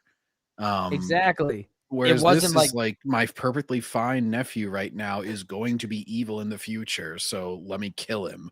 It's like, and it also like didn't have any moral. There was nothing bad about going to save his friends. Like the Empire's evil. They're putting my friends in danger, so I'm going to go save them. There's nothing to think about there. It's just the right thing to do. Whereas like killing your innocent nephew is a little bit of a different thing to act on. So he's acting on completely different things, morally and timeline wise. Exactly.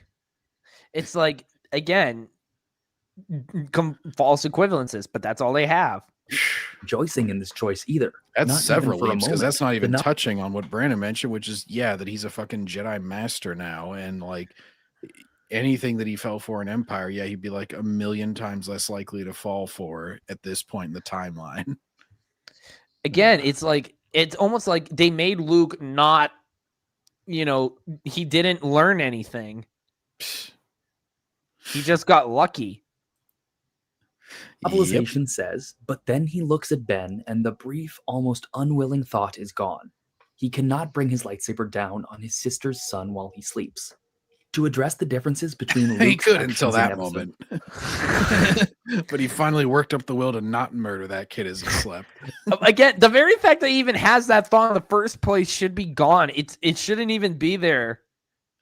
So ridiculous. Like, if Luke was being tempted by the dark side, which I don't know why the fudge he would be. Like, again, Dark Empire, Luke only fell to the dark side because he wanted to understand what could drive a Jedi to go down that path. But again, it's like Luke doesn't learn anything from the Jedi Order. Yeah, pretty much. Yeah. 6 and episode 8, and the criticism that it doesn't make sense because Luke is in a peaceful situation in episode 8 while he ignites his blade rather than in combat like in episode 6. I think Luke's all-encompassing vision is sufficient, along with the fact that Luke... Oh, screw you. It is not sufficient at all. Again, it's a vision. The future is always in motion. You'd think that he would learn that. Like, maybe Yoda's ghost would tell him that. Because we see that Yoda does contact Luke later. So it's like, of course, if Yoda has the ability to come in, then why doesn't he tell him anything about the future, about the idea that it's always in motion? Like, what the damn hell? Oh, shoot, I didn't mean to pull that up. A light invader because it was there. Vader was very conflicted. Luke knows this based on their walkway discussion earlier in the film. Ben is one of my favorite scenes in Star Wars. Another case completely. He's not conflicted. I started All Nation Restoration. I was going to show Kylo Ren in this commercial for a second. He's like, I'm very conflicted. Then I know I have to do the restoration, but I don't know if I have the strength to do it. Chase well, business. then Chase for business is here for you. Oh God, those commercials get weird. The Charmin ones. Like, kid, why is there toilet paper stuck to your ass? That doesn't happen. It shouldn't happen. Kid, get some dude wipes. His heart is dark. Now, some may say that this is something Luke should have seen past, seeing the light even in those completely consumed by darkness, and I see what you mean. That's probably He's why not it was an completely instantaneous consumed by decision. darkness. He's still an innocent child. Like, he's sleeping right now. He's not, getting up and preparing to kill everyone in their sleep. If Kylo's heart had been completely enveloped in darkness, why isn't he doing anything? Why is he just sleeping there? The way this guy is describing it, you would think Luke walks up to his bed and there's just like a pool of lava around him. He's got like shadow creatures coming out of him. He's like, oh no, he's completely consumed by darkness. But instead, he's just like a normal kid, like laying around. And that was immediately regretted. He didn't go nearly as far as he did in episode 6. Oh my God, episode 6. The only reason Luke went that far was because his sister was, again, Vader said that if you won't turn, then perhaps she will. And that prompted Luke to jump out of the shadows and attack Vader. And he is in a very stressful situation even before that. Like he's watching people die just out the little viewport. He's got Palpatine basically whispering in his ear. He's got Palpatine. Yeah, Use your aggressive feelings. He's trolling him basically. He's just like, look, your friends suck. They're all dying. They're crashing out, bro. You're cringe. Vader has an empire. Ben only has sleep issues. He does before he decides to stop in that movie.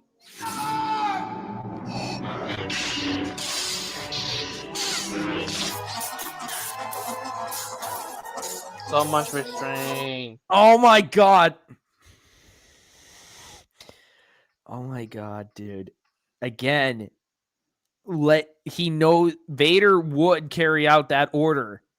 He doesn't want to risk Leia turning to the dark side. Like, what the hell, man? This guy just... And there's like consequences. Like he's got to take the Emperor out.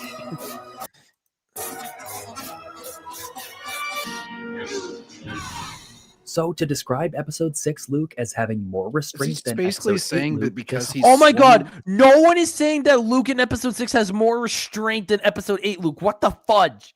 And he's basically saying like, oh, if he swings his lightsaber less, then therefore it's more restraint. It's like, dude, one, he's in a fight. The other one, he's not. So of course he's not going to swing the lightsaber as much.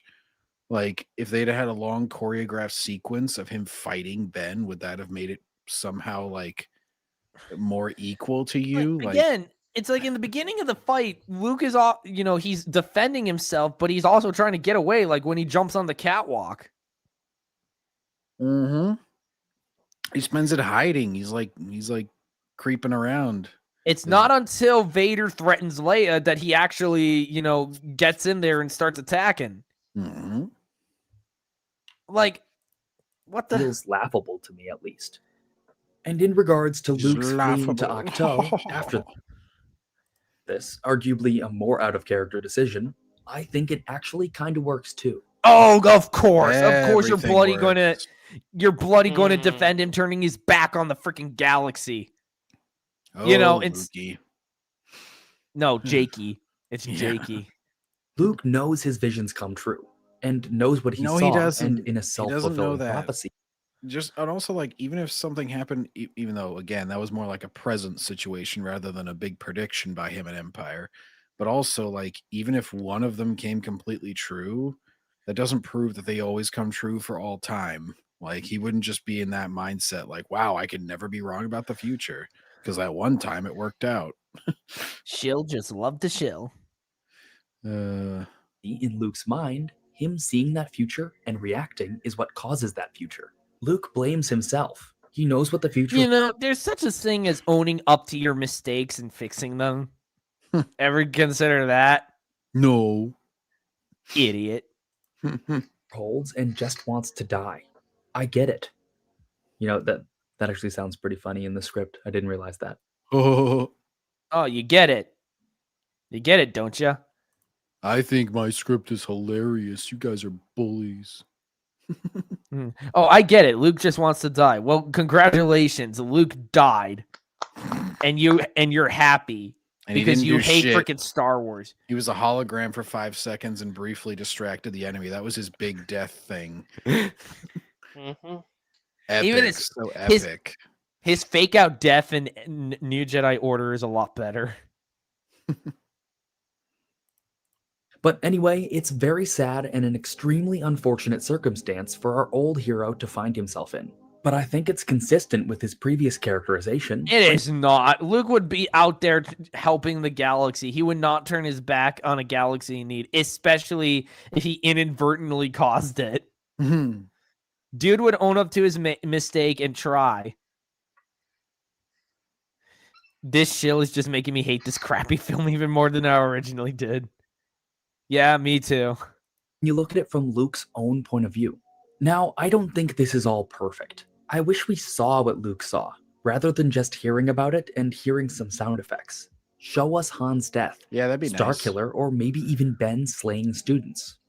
Yes, show us how crap Luke's students are. Show us how remind us of just how badly we killed Han Solo. Remind us of all the crap from the previous movie. Because that's what people want to see. They want to be reminded of shit. Yeah. It's not hard to believe that Luke might have even visualized himself inside his vision, about to fight back. The Oh, screw you. subjectivity of it could have been shown on screen or even described, but alas, it was not. Though I do think that in a simplistic way, the word everything is kinda sufficient. But now comes the second part of this argument. Why did this happen at all? What precedent is there for the shocking twist after the end of a hero's journey? Was it done just to make it interesting? Even the often memed subverting expectations? Oh my god, it's not memed. It's he wants to dismiss every single negative criticism thrown to The Last Jedi. Yep. He's like, I Except thought this for was fine. And this was except fine.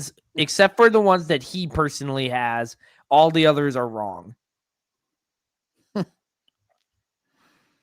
Well, there's more to it, I think. Luke's story in Episode 8 is far too similar to the later years of King Arthur for it to just be a coincidence to What? me. Arthur's later years What the hell are you going on right now? No. What kind of death sticks are you smoking right now? And can I have some of them, please? are documented in several chivalric Arthurian tales, but the broad strokes, especially inspired by the Italian La Tavola Rotonda, are that Arthur is betrayed by his incestuous nephew and young knight Mordred, whom he fights at Camelot, where he is mortally wounded, dying on the magical island of Avalon. And with the mythological comparisons frequently drawn between the Skywalker saber and Excalibur, I think this is a fitting and tragic end for Luke. Luke's not even freaking wounded. He doesn't even fight Kylo. No. What are you going on about? That similarity doesn't match at all. Oh boy. It's like, are you trying to just show us just how crappy this movie is and how stupid you are? Because you're doing a very good job. Thank you. Yes. Made with eggs from Midwest Farms. Craft Real Mayo. You know, it's weird. My opening videos usually don't have my opening videos usually don't end up having any ads, but then by like the end, I get like 3 ads. It's crazy. Come on, we're in the home YouTube is stretch like, you here. gotta pay the toll, man. Beyond mythology, I think this arc also just resonates with me in that it's about apology and acceptance of one's failure. So please apologize to me. So please apologize to all of us for trying to defend this crap fest of the film. And please acknowledge your failure for trying to convince people that this was actually good. Never. He's Well, then Kylo. have fun being mocked and humiliated for the rest of your sorry life. Luke shows I'll up to miss save you. the day, embodying Kawil, I you will said miss him. something? Miss who? I'm not gonna. Oh, The guy right. in the video. Right. I'm not Mm. going to miss him. the Yeah. teachings of the Jedi perfectly in one final action. Oh my God, it's 'cause he Cosmonaut all over again. Because he doesn't actually fight. He's the perfect Jedi. Because Jedi never fought. Even Well, though, they you were know, all- Jedi participated in wars and all that crap. Well, that was all the Jedi being evil. They shouldn't have done that. They should have let the Mandalorians kill everybody, and they should have let. They should have let the Separatists succeed. Secede from the Republic. Jedi should never fight. Those lightsabers are just flashlights. They're only meant to be used in dark places. You light them up and wave them around the big glow stick. You know, they're really not weapons. To say that he's sorry and that he and Han will always be with Ben. But there's They also a should have all meta-narrative been like to the what witches on in Brendok. They could have all been like the acolyte witches. just pushed strings around and made lesbian babies. happens to Luke in Episode 8. And that's one that reflects the prequels and the fan reaction to them. Oh, screw you. Also, from the galaxy's perspective, Luke's death is completely uninspiring. Like, they try and make it into this inspiring thing at the end with Broom Boy. What really happened, though? Luke walked out, got blown the fuck away because he disappears and dies. And it's just like, wow, I could have done that. Thanks a lot, Luke. It's a good thing the villain was even more retarded than you are. So, you managed to distract him for a few minutes because he got pissed off and crashed out. That is a slightly better hologram. It's like a HD hologram is his big force power that everybody tries to hype up that loves this movie. They're like, oh, it's the most powerful force maneuver. It's like he made a nice hologram. Wow. Like, it's actually more impressive in the New Jedi Order because my dad told me one of his favorite moments from that series is when Luke is like flying his, Luke makes a force projection of himself in his X-Wing, and he does it to the point like he actually reads as a blip on the enemy's radar, and he's actually able to, like, when he's supposedly blown away, it's felt through the force. Like, it's actually felt like as if he died. It was Luke, throwing the enemy off the trail. Oh, shoot. I forgot you didn't finish reading that series, John. I'm so sorry. That's okay, because I'm actually, after this next one, I'm planning to divert because apparently I'm supposed to get more invested in the kids before the end of that series. So probably going to do some Bantam stuff. So basically, I'm saying by the time that I get to that part, I'll probably have forgotten this conversation's details this late. That's fine. But it's like, it's way more impressive than what's done here. It's just a fancy hologram. Yeah. And that's one that reflects. And he does it. It's not even like a long thing. He fights for like, what is it, like 5 minutes max or something? And since when has the Force ever been able to put such a strain on someone that it kills them? Well, that's the other thing. Like, he dies really lamely. Yeah, it's like, oh, Luke, eat a sandwich. Come on. But also, like the little nun aliens could have just taken care of you afterwards, gotten you some food, laid you down on a bed. It's fine. Gotten you a nice glass of nipple milk. Oh god. From the manatee. That would, oh my gosh, we need that AI video. It's like Luke Skywalker resurrected in Last Jedi. It's like he's fallen off the rock. He's like, sweating and huffing like a fat ass or whatever when he's about to die. And then like the little manatee monster just comes over and it just like fucking feeds him. He's like, God. Thank you. Now I can go fight the First Order. What kind of porno is that? It's a plot twist. It's his secret. He tricked Kylo into thinking he died. Fan reaction to them. If Luke is a self-insert for the fans of the original trilogy, Luke is not a self-insert for Jack Squat. Shut up. Who's Jack Squat, and why doesn't he like Luke? No, him losing faith in the Jedi and describing their legacy as failure feels a lot. Oh my god, it's not faith. What is this faith nonsense? He's not a self-insert for very many people, because it's like, oh yeah, I'm a farm boy who wants to go fight in wars. Not really. Not very many of us will fit that description, so... And of the Jedi, or even Star Wars, would feel after seeing what, presumably from Johnson and many others' points of view, was a negative depiction of the Jedi Order, or simply movies they didn't like. No, making mistakes does not mean that they're overall negative. This is what I always hate. People are like, oh, the Jedi are flawed. Oh my and god, so they all deserve to die. It's just like, whoa. Yeah, like, I've seen that. I've seen people say that Order 66 was totally justified. Like, they were trying to defend the galaxy. What are you talking about? It's like, they made some mistakes. They got a little bit embezzled with the government and everything. Like, that does not mean that it is a good thing that they got wiped the fuck out. Like I see that all the time. Characters can't be flawed anymore. Otherwise, that leads people to thinking they're evil. It's like, it's why, like, for example, Spider-Man, they have to remove the idea that he's responsible for Uncle Ben's death because that's going to make him look like a bad person. He's supposed to be flawed. He's human. That's the point. They take it to such an extreme too. It's just like, oh, Lucas showed some flaws with the Jedi, so that means we should always just show them to be absolute pieces of shit from now on, and they're completely evil. It's like, I don't think Lucas did that, guys. Again, it's like so much of a twisted morality kind of thing. It's like, Like you do one bad thing and you're basically the devil. Well, then you get shit like the Acolyte, where they clearly show them not being evil, but then everybody in the show acts like they were evil, including the Jedi that participated. They're like, "Oh, we stabbed your spooky space demon mom who was like disintegrating you," and they're like, "Oh, Saul, don't you feel guilty for doing that?" I'd be like, "Fuck you guys." No, that was very good that I did that. Jedi is a revelation that the Jedi Oh my god, hang on. are simply movies they didn't like.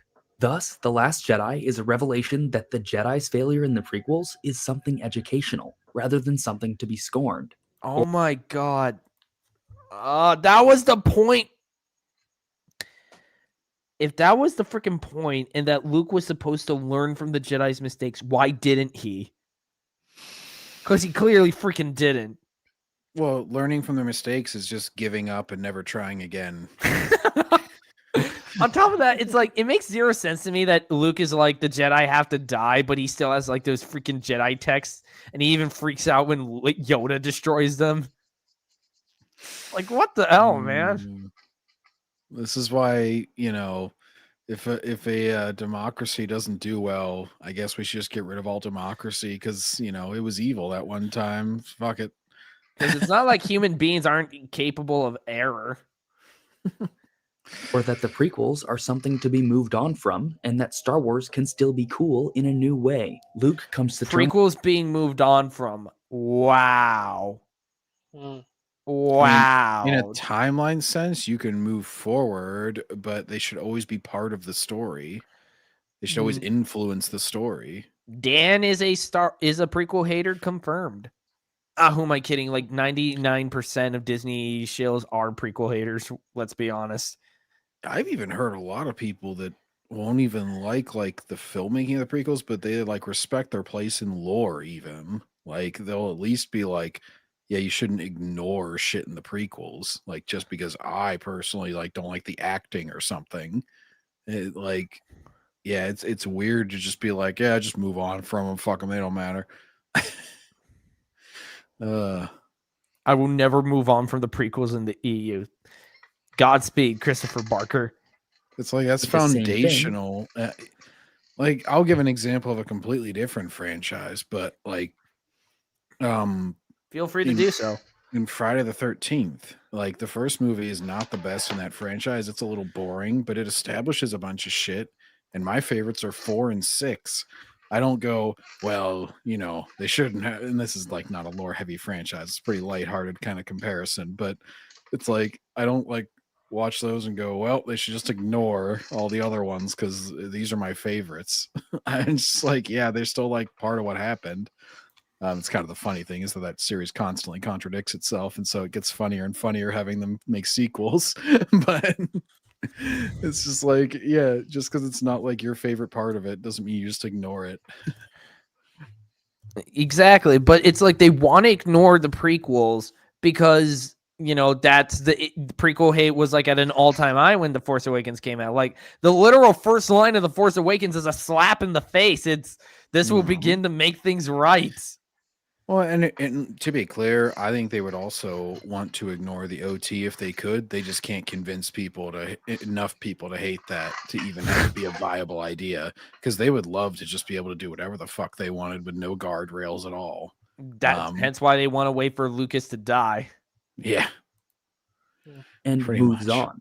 I think that's cool. But you think it's cool because you are a fake Star Wars fan who hates the prequels. That much we have established.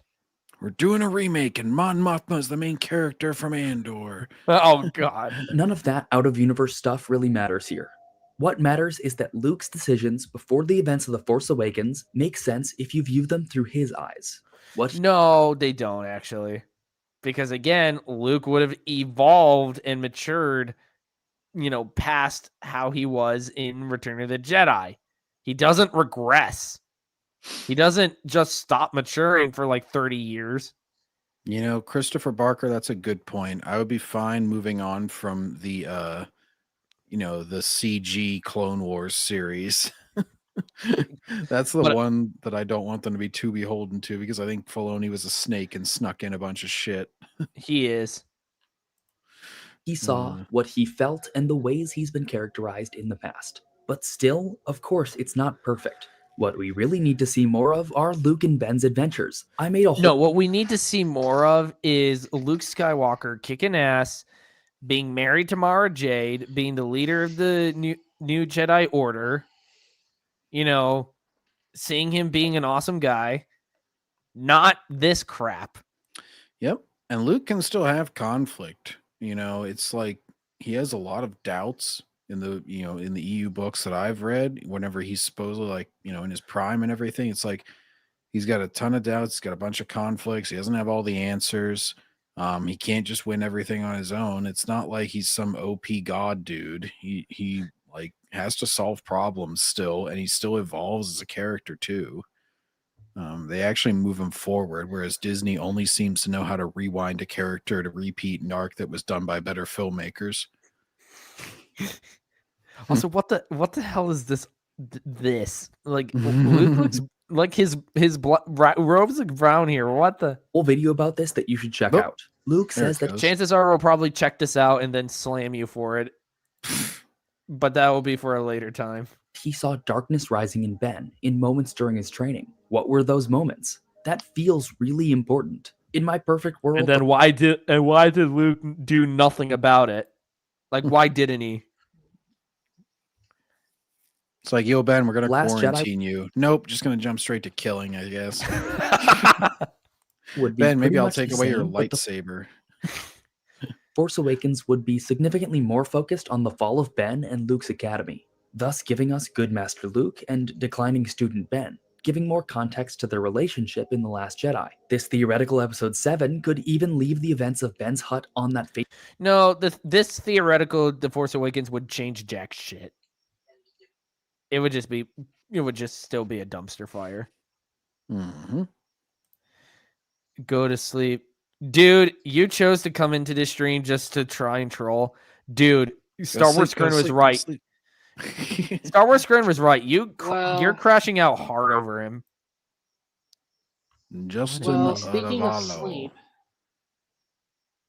Ben.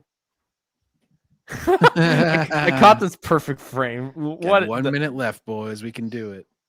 Fateful Night a mystery, preserving 8's reveal. But as it stands, I still like both films and all of the sequels. Okay, fake fan definitely confirmed.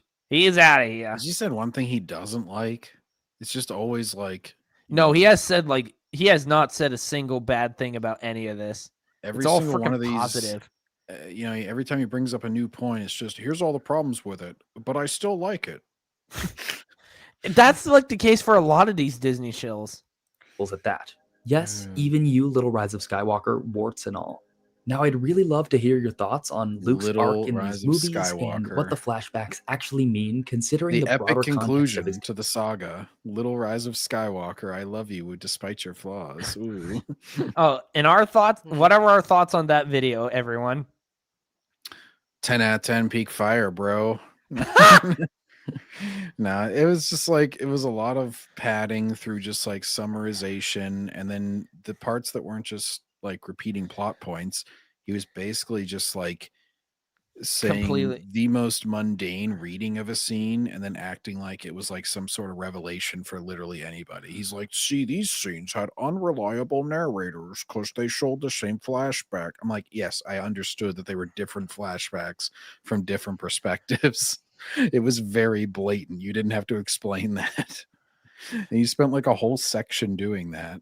It's just like, dude, you're not clever for figuring this out. Like, it was very spelled out in the film. Khalil, what did you think? It's making me sleepy. Okay.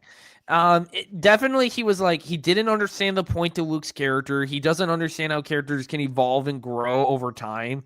You can't just have a time skip and the characters just magically are the same like they were before the time skip. That's just not how human beings work.